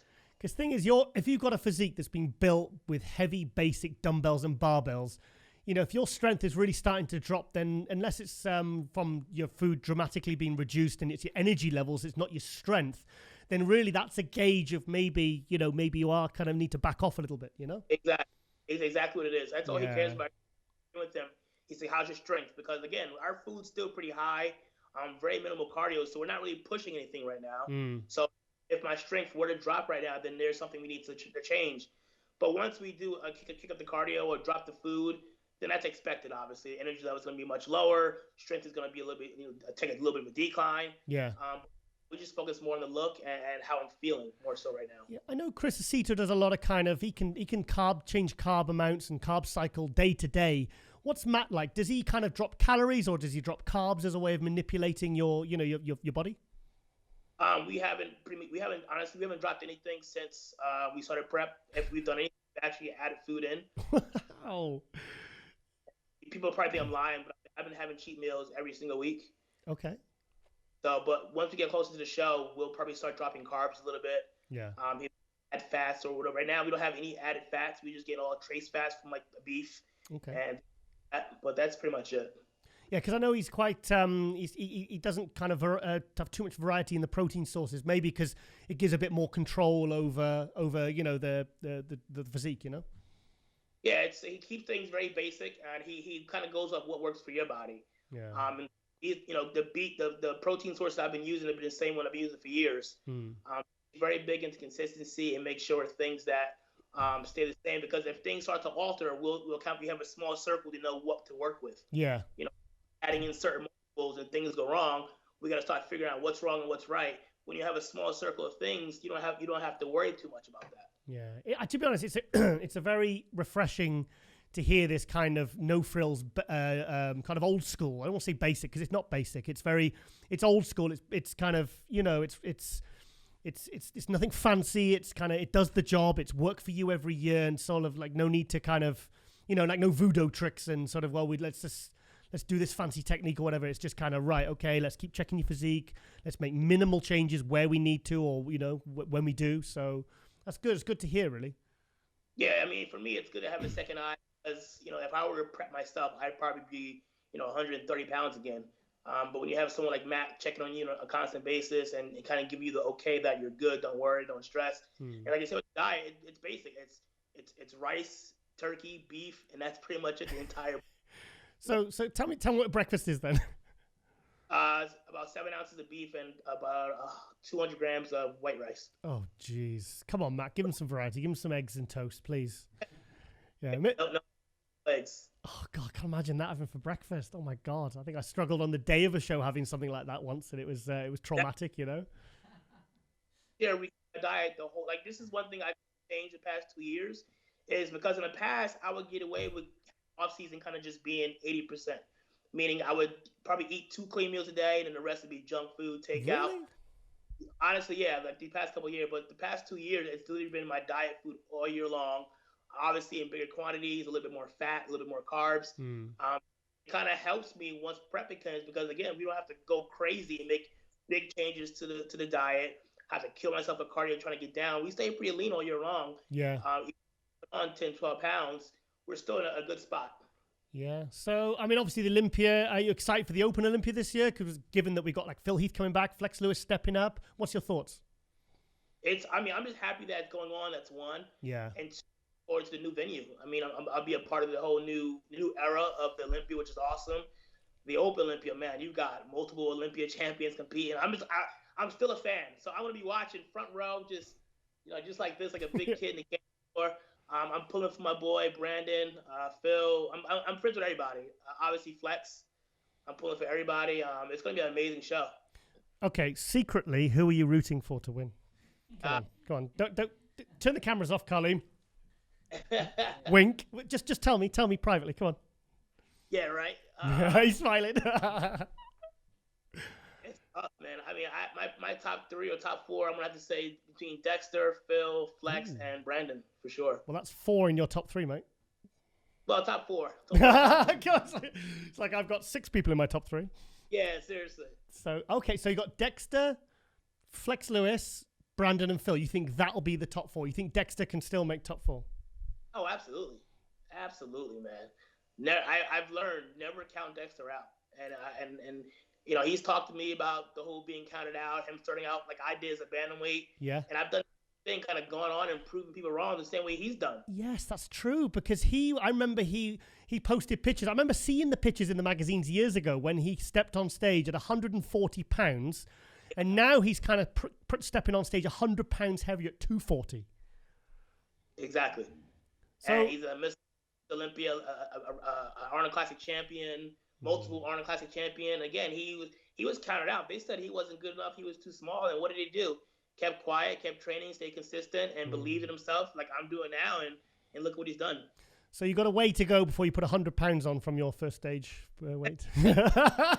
What's the thing is, you're a little bit shorter. So let's call it 70 pounds. What was your first weight when you first stepped on stage? Sorry, say that again. 118, my first show. 180. Oh yeah, you're not that far off. 118. Yeah. That's 188. Couple more pounds. So yeah. So I mean, so what were you on stage last year? Was it 171? I've got in my head. 169. 169 on stage. This guy is. It's crazy. So you got like 40.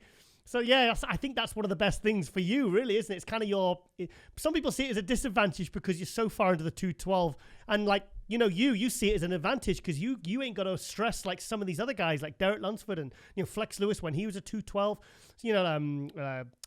Hadi, these guys, these guys are really panicking. George Peterson really kind of panicking those last few weeks, thinking, "Am I going to make it?" It's you never ever have that issue.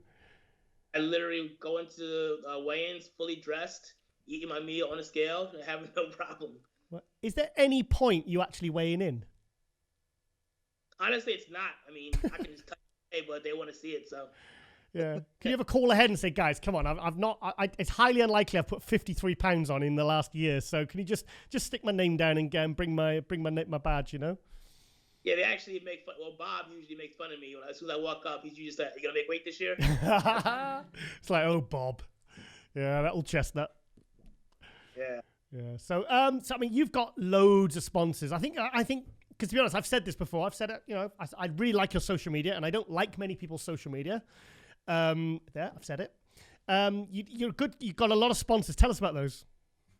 I have a very awesome team, man. Outside of my personal team, obviously I have NutriBio, my supplement company. I just signed with them back in February. That's one. After Olympia last year. Mm-hmm. They've been A1 in my corner. We actually have a series coming out soon. Oh, wow. They're documenting my journey on YouTube leading into Olympia. It's called Eye on the Prize. Okay. So that's soon. Obviously Michael Johansson from Gasp. He's been on board with me for the past 2 years now, doing awesome things. Yep. And with this company out of probably the UK, it's called Gym Pen. You probably see them online. Everyone's promoting them now.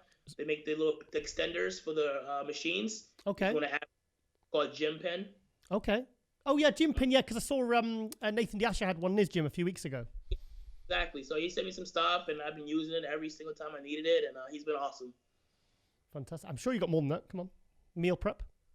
Yeah, right now, I mean, maybe after this year we'll see. I thought I saw you had a meal prep one, or is that just meals you've been buying? No, I've been doing my own meals for the past year or so now. Yeah.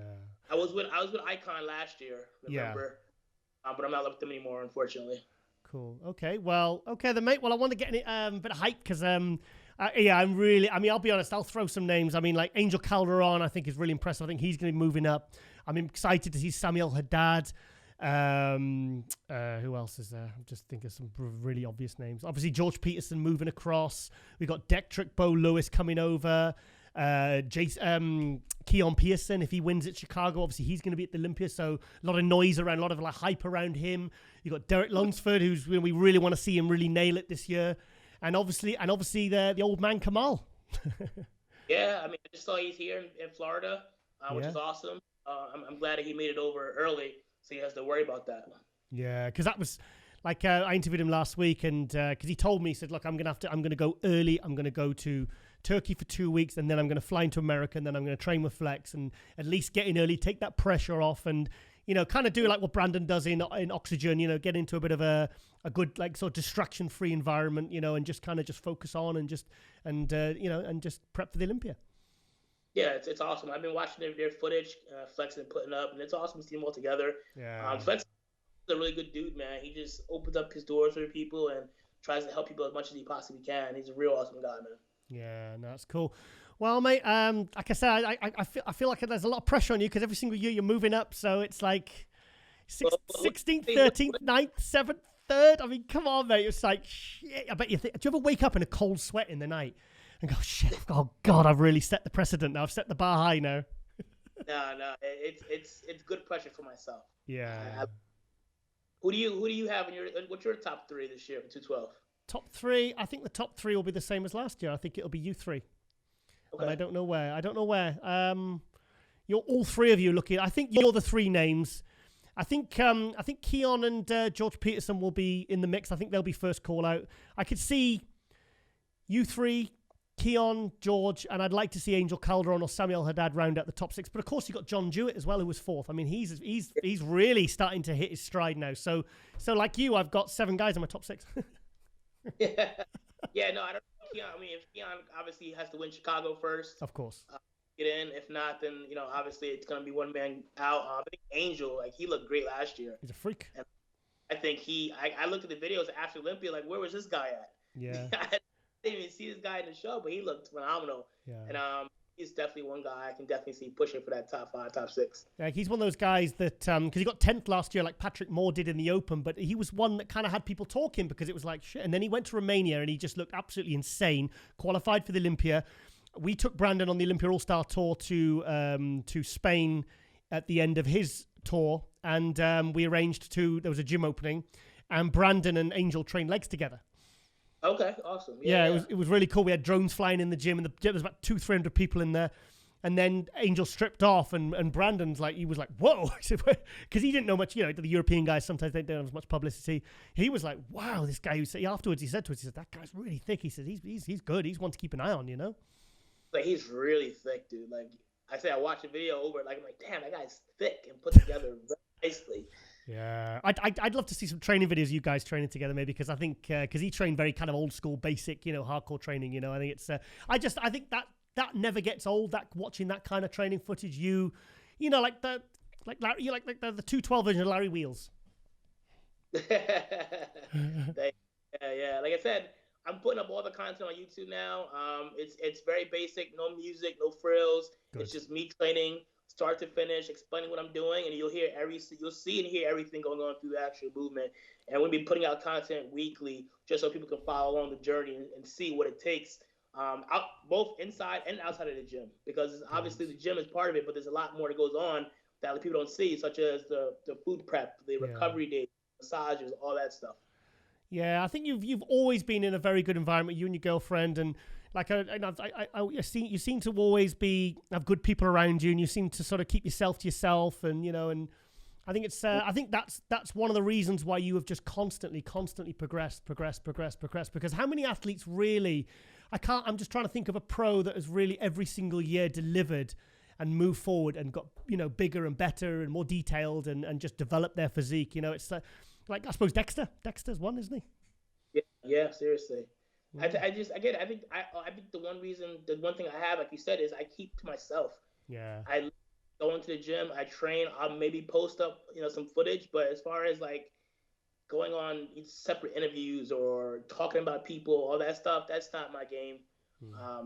Some people do that, put themselves out there training in tank top, which I don't do. You see me training, I'm in 3X t-shirts. That's true. That's just how I am. I'm very basic, very old school. Okay, well, we'll get you back on again 4 weeks out so you can do some smack talk. I'll prep you. I'll give you a script. Just give me a script so I can read it. Yeah, look like you're reading off an auto cue. Like, yeah. So-and-so's a bitch. I'm going to beat him. He's got no legs. He's like, yeah, end scene. Yeah, okay.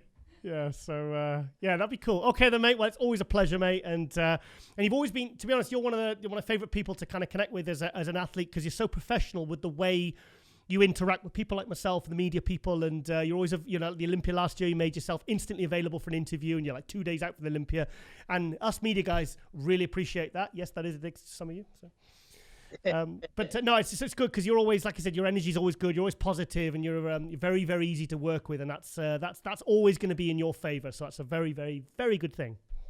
Thank you. Hopefully, we'll get some more interviews with obviously at the Olympia this year. Mm-hmm. I'll give you the address to the house we'll be staying at. Feel free to come over again. Yeah, I'll be the guy in the cool tiger mask. Oh yeah, I forgot about the mask. Yeah. Oh well, I'll have to get a very long mic, so a 2-meter long mic, so I can interview you properly. All right then, mate. Well, keep doing what you're doing, mate, and really excited to see what you'll be unveiling at the Olympia, the Zappos Theatre. Yeah, like I said, this year I decided to not post any pictures leading into the show, just stay covered up. In years past, I may post a picture here and there, but this year I'm just, focused, laser focused. Yeah. You guys just got to see the footage and see what you got. Well, that most muscular picture, I think that's going to be burned into the psyche of all your 212 competitors. I think you'll really mess with their heads if you don't post anything else now. Yeah, no, I mean, if you want to see something, come to the show. That's it. Yeah, buy a ticket. So I appreciate you guys, man. Thank you so much, Giles. You've been, absolutely amazing. Again, with, I said I'm pretty low key, but anytime you call, you want to do an interview or something, it's no question, man. I'm there for you. Yeah, no, I appreciate that, mate. All right then, mate. Well, keep working hard, and I'll see you in Vegas. See you guys there. See you soon. Thank you, Shaun. Bye-bye, mate. Bye-bye. Bye-bye.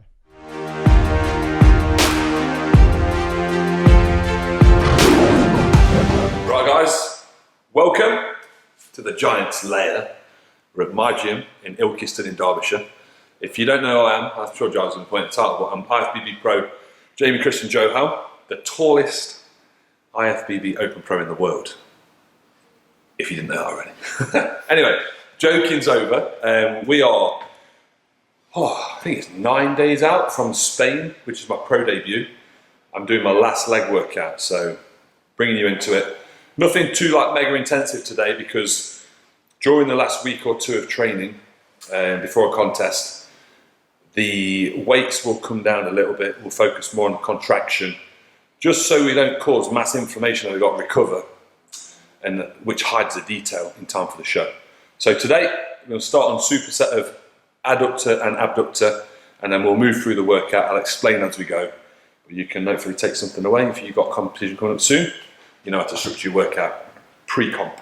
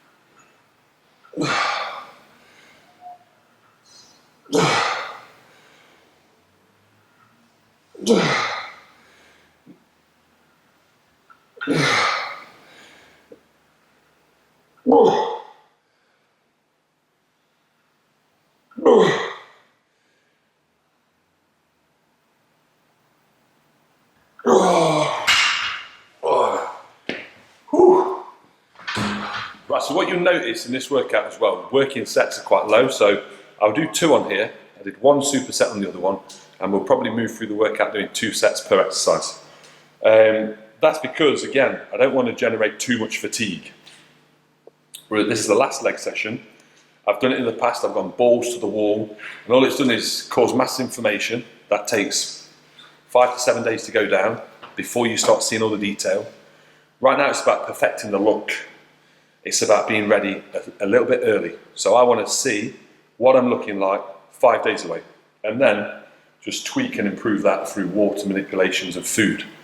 So yeah, the volume's lower today, but I'm concentrating on a really strong contraction to give the muscle as much chance as possible to have the most detail on the day.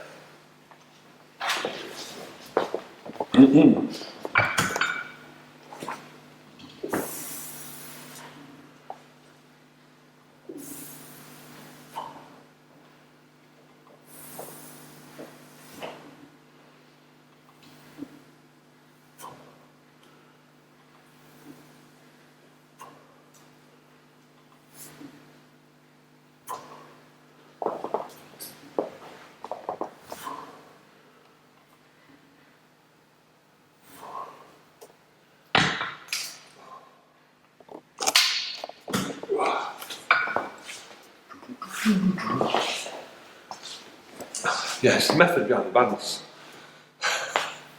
We're not just taking it easy for a reason.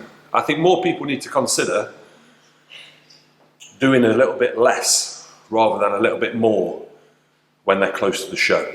By this point now, if you're not ready, you've got to ask yourself why. Have you not worked hard enough up until this point? You should be ready, which should mean that you can back off the intensity in the gym slightly to give your body the most chance possible to be fresh. A fresher looking physique on the day will be easier to load food into. It will respond better to nutrients you put in, but it will look fresher on stage. The lines will be clearly more separated and deeper, less inflamed, like I say. If you ask or listen to anyone from, let's say, the 90s, you look at the heaviest trainers, Branch Warren, Dorian, they all say in interviews now that if they were to change one thing they could about preparing for a competition, it'd be the fact that they would back off more close to the contest. And that's because now you're very susceptible to injuries, and we're not going to build any muscle from now until the show. So we need to be smart. It's not about backing off for any other reason than being a bit smarter and thinking what the actual aim of the sessions right now are.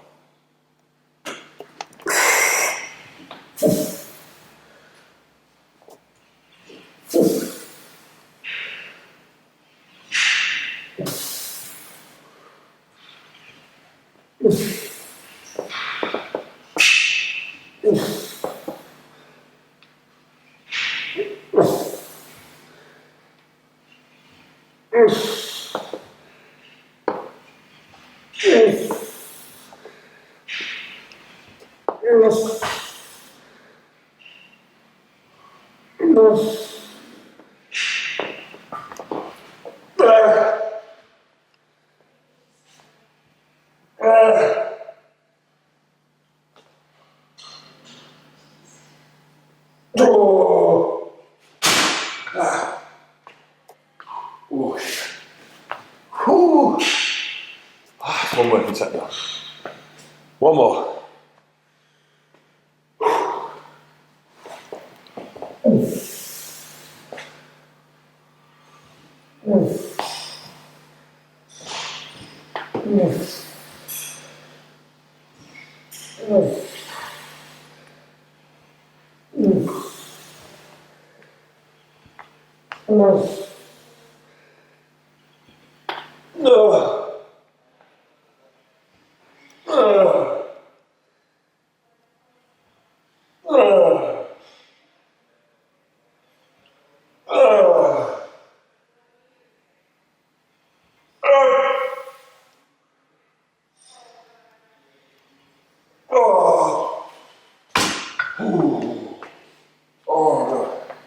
Right, cramping.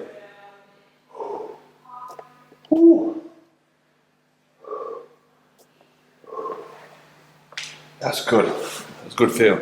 If you notice on that, when I'm contracting at the top, I'm pointing my toes. Instead of curling my toes forward like this, I'm pointing my toes, and that's just helped getting the hamstring as short as possible.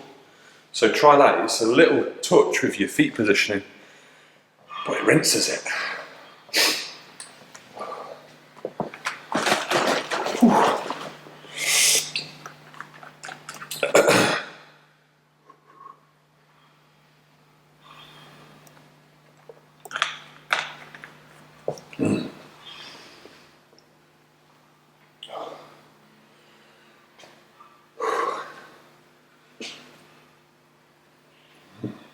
So let's get these quads pumped up, get some detail through. This is going to be a triple drop set, one set only. So we're going to take it to town. Not as much as I would do normally, again, but I'm going to show you some intensity, so you don't think I'm a complete wussy.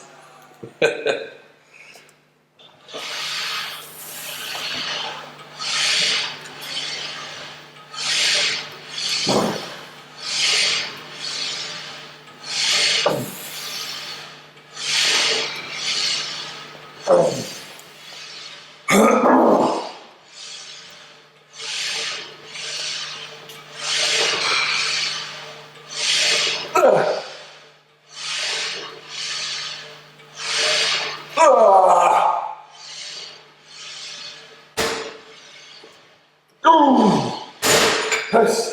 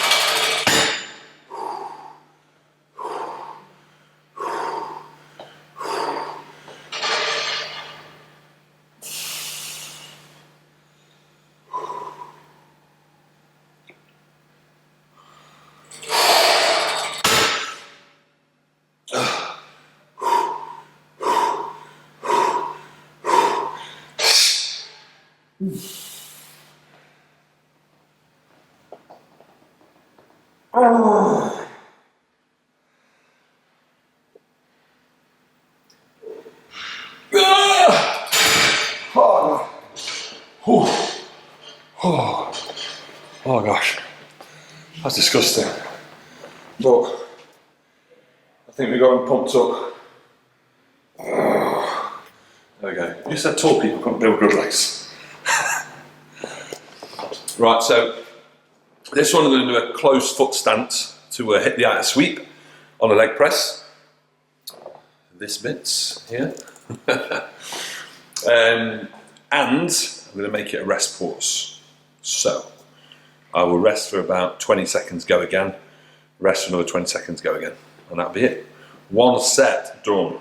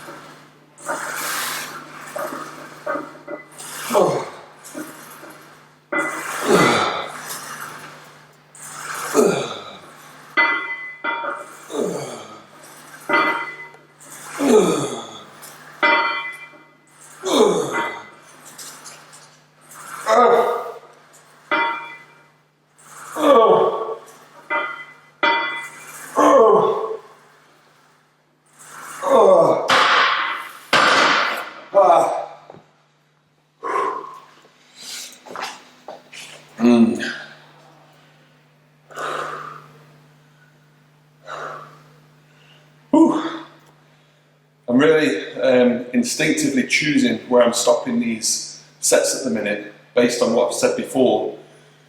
My usual training is all out failure. I'll take them reps till I can't budge the weight no more. But as I said, very much geared in towards limiting fatigue and muscle damage at this point. So extra 4 or 5 reps there will only dig me a deeper hole and make it harder to attain that fresh, best look for the stage.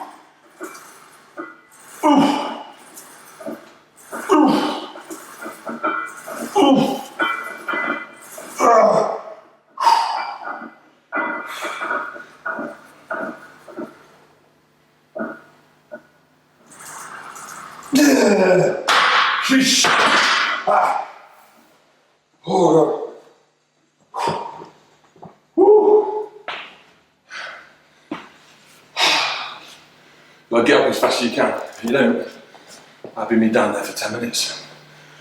Quick break of the monotony of training. Obviously, Big Rammy's doing the Spain show. Well, I've got a new nickname. Apparently, my name is now Big Jammy. So, Big Rammy versus Big Jammy. It's on! Right, so we're going to hit the last superset now. So we've done adductor and abductor, we've done lying leg curl, leg extension, leg press. Now we're on exercise number 6 and 7. We're going to do single leg curl, supersetted with the glute rope pull through. Now these are the ones. The glute rope pull through. I'm known for my glutes. These are staple, absolute staple. You cannot get a better glute contraction than these exercises I'm about to show you. Not particularly this one, but the next one, you'll see. Just imagine you're on stage squeezing that walnut ass, getting all them striations through. And I promise you it'll work. If you stick to your diet, of course.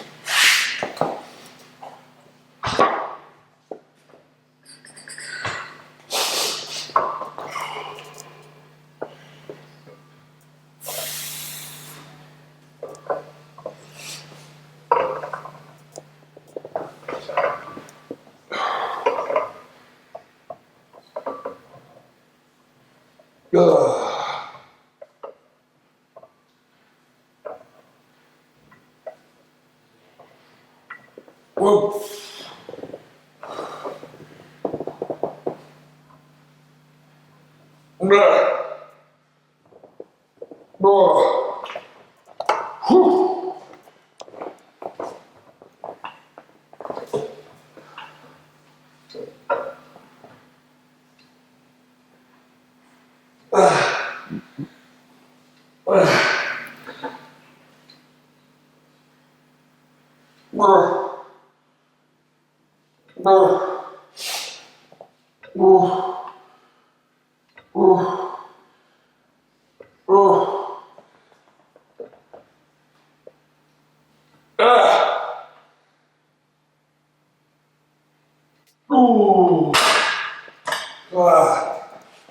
So I noticed on that one as well, I was stood quite straight up.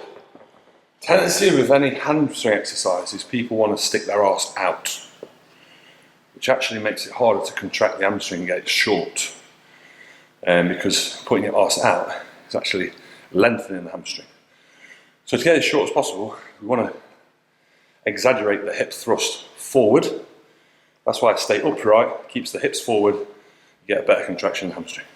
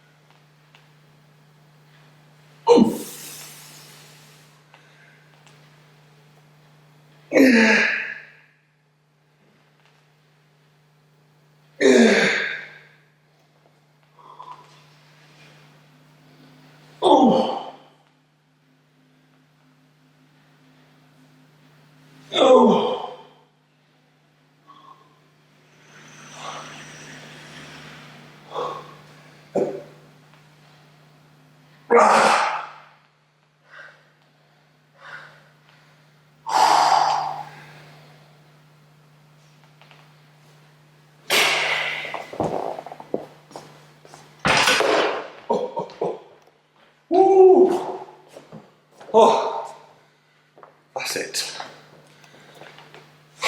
As far as leg sessions go, pre-contest, I think that's a pretty good one. It felt good. Now, there's going to be some people out there, I'm ready for it, that say that wasn't intense enough. You should hit it 110% right to the stage. But I promise you, I've been doing this a long time.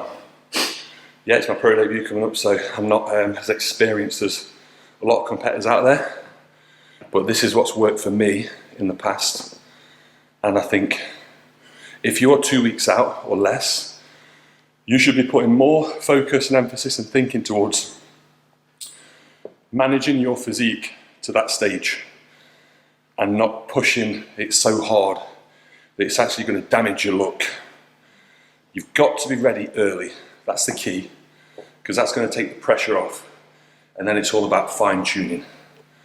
So there you go, hope you enjoyed it. Please comment, ask questions. I will get on the page and answer them all. I have my own YouTube channel as well, so please follow my content. But I know MD are doing some really, really good stuff right now.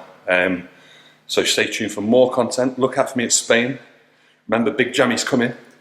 I'm going to get side by side with Rami, and I will hug him on stage and even touch his arse. I promise.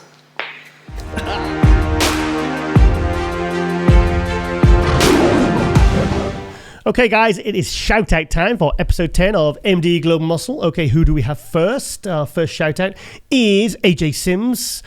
Instagram name The Cement Factory. Okay, now the reason this guy popped up on my radar is because he is Justin Rodriguez's coach. Okay, Justin Rodriguez, obviously hot, very, very hot topic at the moment because he was second at the New York Pro to Ian Valliere. He's made huge strides. He actually sent me, there's some more pictures here, look. Yeah, here we are. This is, I believe, he's 263 now. AJ DM'd me some pictures a few days ago where Justin was 261. He's obviously he's someone obviously who grows into the show. And because Justin is now looking to peak for the Chicago Pro. So here we are. God, look at the improvements there that Justin's made. I assume that's working with AJ Sims. Okay, here we go. Look at that. Oh, this! I tell you what, I think Justin is, for me, he's one of the favourites to win the Chicago. I really want to see him at the Olympia this year. It's okay. There's some serious improvements there. Look at that. What's the difference? Oh, 1 year. Wow. And Justin Rodriguez was good. So yeah, he's obviously been working with AJ Sims. That's a really good team up there. So let's get some other clients. AJ Sims, obviously, as you've guessed, is a very, very, very well-renowned coach. Is he coaching Logan? Hang on. Oh, I'm assuming that he's working with Logan Franklin. Look at that. Logan won the Classic at the New York Pro. He was very, very popular as a column, actually, in MD as well, Logan Franklin. Beautiful Classic shape. Look at that. Really great condition, great lines. AJ's a guy, obviously gets his competitors in very, very good condition. Yeah, some more competitors. Who's this? Is that him? No, somebody. That is KC Fit Results winning his pro card. I don't know the guy's name. Okay, how do I get this off? Right, okay. Yeah, okay. So let's just see one more client. Justin Rodriguez. I'm really excited for Justin. I'll tell you what, Justin could win Chicago and be top 10 at Olympia. I don't know, top 6 is a realistic goal, but I think I could see him definitely cracking the top 10 at Olympia because, he's a guy I really want to see because look at the improvements he's made. Hang on, look at that. Because he got second at New York Pro looking like that, and he is night and day now. He's fuller, he's harder now. So, God, look at that. Wow, that was 4-week transformation. Wow, it's incredible. Absolutely incredible. Yeah, so let's, have we got any pictures of AJ? It's just all his clients. There we go. I'm assuming, that's AJ there. AJ Sims, coaching call. He was on a podcast. Maybe not mention that. He's got some t-shirts. Cement Pig, Cement Factory, Carrot Cake, hashtag fat free. What's this? I don't know what that is. Hashtag just get fat free, hashtag Cement Boys. Funny name. Okay. Yeah, so give Cement Factory, AJ Sims, a follow because this guy is making waves and getting very, very good results with his clients. Decent amount of followers there as well. Hope they're not bought. It'd be very, very lame if it was. Okay, now this is a friend of mine I've known since this was the very first bodybuilder I was ever friends with. This was back when I was about 14 years old. This is Tony Barnbrook. Tony won one of the first shows I ever went to back in 1993, won the WPF Mr. Wales. Fantastic bodybuilder, fantastic poser. Then he kind of, he was doing very well. He won the IFBB Welsh amateur overall and the open thing in 1996. And in fact, this, I'll show you this now. This picture I took after where he won the Welsh Championships in 1996. This was a studio shot I did at college. But yes, hanging up in my kitchen. I printed that myself. So, but it's not about me. So yeah, so Tony Barnbrook, yeah, and then he kind of made a comeback a few years ago. Did very well as. Let me get some pictures up. Here we are. Okay, that's not a bad picture there. Yeah. He's good, gets great condition, great poser. He's made like top 5 of the British Championships as a light heavyweight and then again as a Masters. He's a prison officer. Here we are. Let's have a look. There he is with his husband, Jack. Where are we? There we are. How old do you think that guy is there? Colin? Is this a trick question? Well, I'm just asking you. 37? He's 51. What? Yeah, that's his husband there. 51. Yeah, Jack. Unbelievable. So, hang on. I want to see about more physique picture. There are. There's a good one. There's a good one. Here he is. Look at that. Awesome. Yeah, I went to see Five Finger Death Punch in Wembley with Tony and Jack back in the end of 2017 with my partner at the time. What else? There we are. He's a top guy. He's funny. I'll show some where he's talking. He's Welsh, you see, so us Welsh people are very funny. Well, I like to think so. Right. Oh, what's always talking? Yeah, I want to tell you something more about him. He lives in London now with Jack. Like I said, he's a prison officer. He tells me it's a very tough job he does, being a prison officer.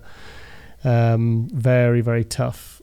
Yeah, does hours of cardio. Loves his cardio. There, that's a good shot. That's a really good one. Yeah, so there you are. Yeah, that was, what was that, 20? I'm sure it was late, 2015 or later. He made a comeback as Masters. And yeah, it looked fantastic, as you can see. I remember he posed in 1993. I was 17 years old. He was posed to Jurassic Park. And the place was, well, I was going crazy. I was only a kid. Yeah, it was the Welsh shows. They were fantastic. They were. So back when it was all bodybuilding, no board shorts. So, how do I get it off? Okay. Yeah, so there you go. That's Tony, my old friend. Known him 27 years I've known Tony. So, yeah, 27 years experience in the fitness industry, online coach and personal trainer. And he also, www.trainwithtone.com. Yeah, he's survived prostate cancer as well. Yeah, he's recovered from that. So he's recovered from that very, very well. And yeah, he's a good guy, Tony. Really good guy. Great fun as well. We went to that concert. It was brilliant. Yeah, really good. Hard trainer. Yeah. So, okay then, let's go to the next one. This is Mindy O'Brien. Now, if you don't know Mindy, you don't know nothing. She's done 11 Olympias. Yeah, Mindy O'Brien was of IFBB Pro. She did both fitness and physique. Ex-gymnast, I believe, because I remember seeing a posing routine at the 2016 Olympia where she was, I think it was 8th place. I'm sure it was 8th place. And she did these no-handed flips at the Olympia. So, and she's now a promoter of the Mindy O show.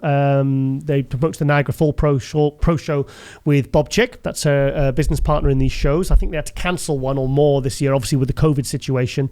So 24,000 followers. Yeah, so some shots. Yeah, fantastic physique. That's a nice shot. Oh, it's nice. It's lovely, isn't it? Yeah. Share a smile today. Add a little sunshine to the world. Can't speak, put my teeth in. If you have even a spare moment today, yeah, okay. That's enough of that. Okay, right, okay. Let's see. Lots of physique. Look at that. That's a nice shot. I like that one.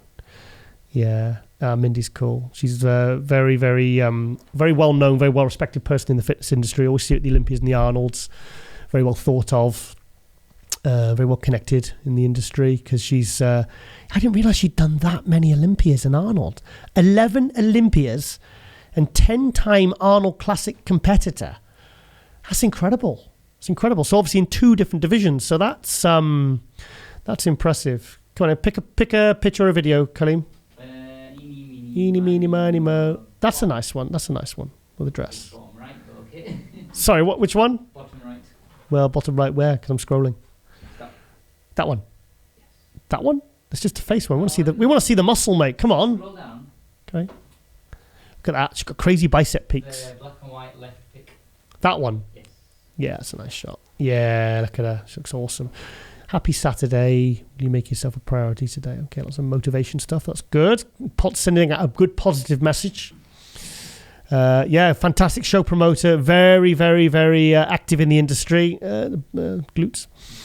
Here she's on the beach. Look at those bicep peaks. Look at that. Yeah, she's awesome. Awesome. We love you, Mindy. You're cool. You're very cool in our book. Hope to see you at the Olympia. And yeah, look at this. What a career. There she is in contest. Look at that. Look at her shoulders. Look at that. Amazing. And look how conditioned she is, and look how nice her face looks. That's very, very impressive, because sometimes when ladies get too very conditioned, sometimes the face suffers a little bit, but Mindy looks beautiful there. So, yeah, we love you. Right, okay. Yeah, keep doing what you're doing, Mindy. And maybe make a comeback one day, and maybe you can be a... How many? I'll go get this right. Hang on. Maybe we could see you do your 12th Olympia. So absolutely incredible. Yeah, so she's been top 10. I think she's been top 5. I'm pretty sure she's been like top 5, top 3. So she's a real top Olympian, very, very top competitor. So, and I hope to see your shows back on soon, with obviously the COVID situation a little bit more handled, a bit more settled for next year, for 2021. Okay, let's go to Carlene's shout out. This is Amanda Snooks. Snooky. Okay, women's physique, women's bodybuilding, accepting clients. Please DM for info. Okay, so what do we know about this lady then, Carlene? Okay, let's see. So she competes in women's physique. I think I saw Amateur Olympia. I think it was a UK Amateur Olympia. No, is that Las Vegas? No, it's not. Okay, let's have a look at this one. Is that video? No. Does that say video? Las Vegas? Yeah. Okay, so she did the Las Vegas Amateur Olympia. Okay, we need to see... I want to get a bit more information on her. It's just mostly images, isn't it? Let's see... That's Trish Stratus, isn't it? I'm pretty sure. There. I'm sure that's Trish Stratus with dark hair. Okay, who's this? Where's the sound? Okay. Oh no, it's boring. Don't like the music. Yeah, I don't like that kind of music. It hurts my ears. I like Five Finger Death Punch or Metallica. Or, okay, I think... Pick a picture then, Carlene. This is your shout-out. Okay. That one? Yes. Is that the North American? Oh, they've got the nice uplights like us, look. Oh, yeah. Copying us out, Carlene. Okay, North Americans last year. So I'm assuming this was in the women's physique. Mm-hmm. Okay, let's go up. Okay, look at shoulders. Fantastic striations in the triceps. Look at that. Need 2 shots there. Okay, let's have a look at some more. So she did Las Vegas. Is she pro? No, I don't think so. Yeah, but she's certainly on her way, isn't she? She's got a fantastic look. Great back, great shoulders, great upper chest there, upper pecs and everything. Good, great conditioning. That's a nice shot. Look at that one. That's cool. Oh, look at biceps. I think that's women's physique, isn't it? Yeah, women's physique. Amanda Snooks. Yeah, so maybe we can get some more information. Maybe we'll get her, if she get her on the show one day. Mm. Yeah. Look at that condition. I tell you, it's hard for women to get conditioned like that. It takes a lot of doing to get... I mean, look at that. I know she's filtered that one, but that's impressive. Look at that. Okay. They don't give a lot... These competitors, they don't give a lot of information about what they've achieved and what they've done. It's more kind of visual. But I suppose Instagram is. It's more of a visual thing. But, okay, yeah, same sort of pictures. Okay, that's a nice one. I like the artistic stuff. Look at that. That's a nice shot. Really nice. Get that bloody tag off. There we are. Look at that. Look at the traps. Amazing. Absolutely amazing. Just a sick pump. That's cool. Cool. Well, Manda, keep up the great work. How do I get this off? Okay, Manda, keep up the great work. You've got some great shoot pictures there as well. And that's also, she's on it with the photo shoots. I know I keep going on about it, but that's a nice off-season shot. That's a nice one. Yeah, it's nice when a woman's a bit softer. Be kind and full of love, but have boundaries like her mother. Okay. Right, okay, that's enough. Yep, okay, that's great. Okay, so give her Amanda a follow. Amanda Snooks, women's physique / women bodybuilder. So, yeah, check her out, give her a follow. And, yeah, get some encouragement for her next show. And all the best. Okay, guys, that is it for episode 11. Episode 11 of MD Global Muscle, and I hope you've enjoyed this episode and also the additional segments, because we're trying to bump up the amount of trying to do show reviews, show reviews, training footage, and the shout outs, and of course all the interviews with the worked in footage. So yeah, hope you've enjoyed this episode, and we will see you next week for MD Global Muscle, and we are out.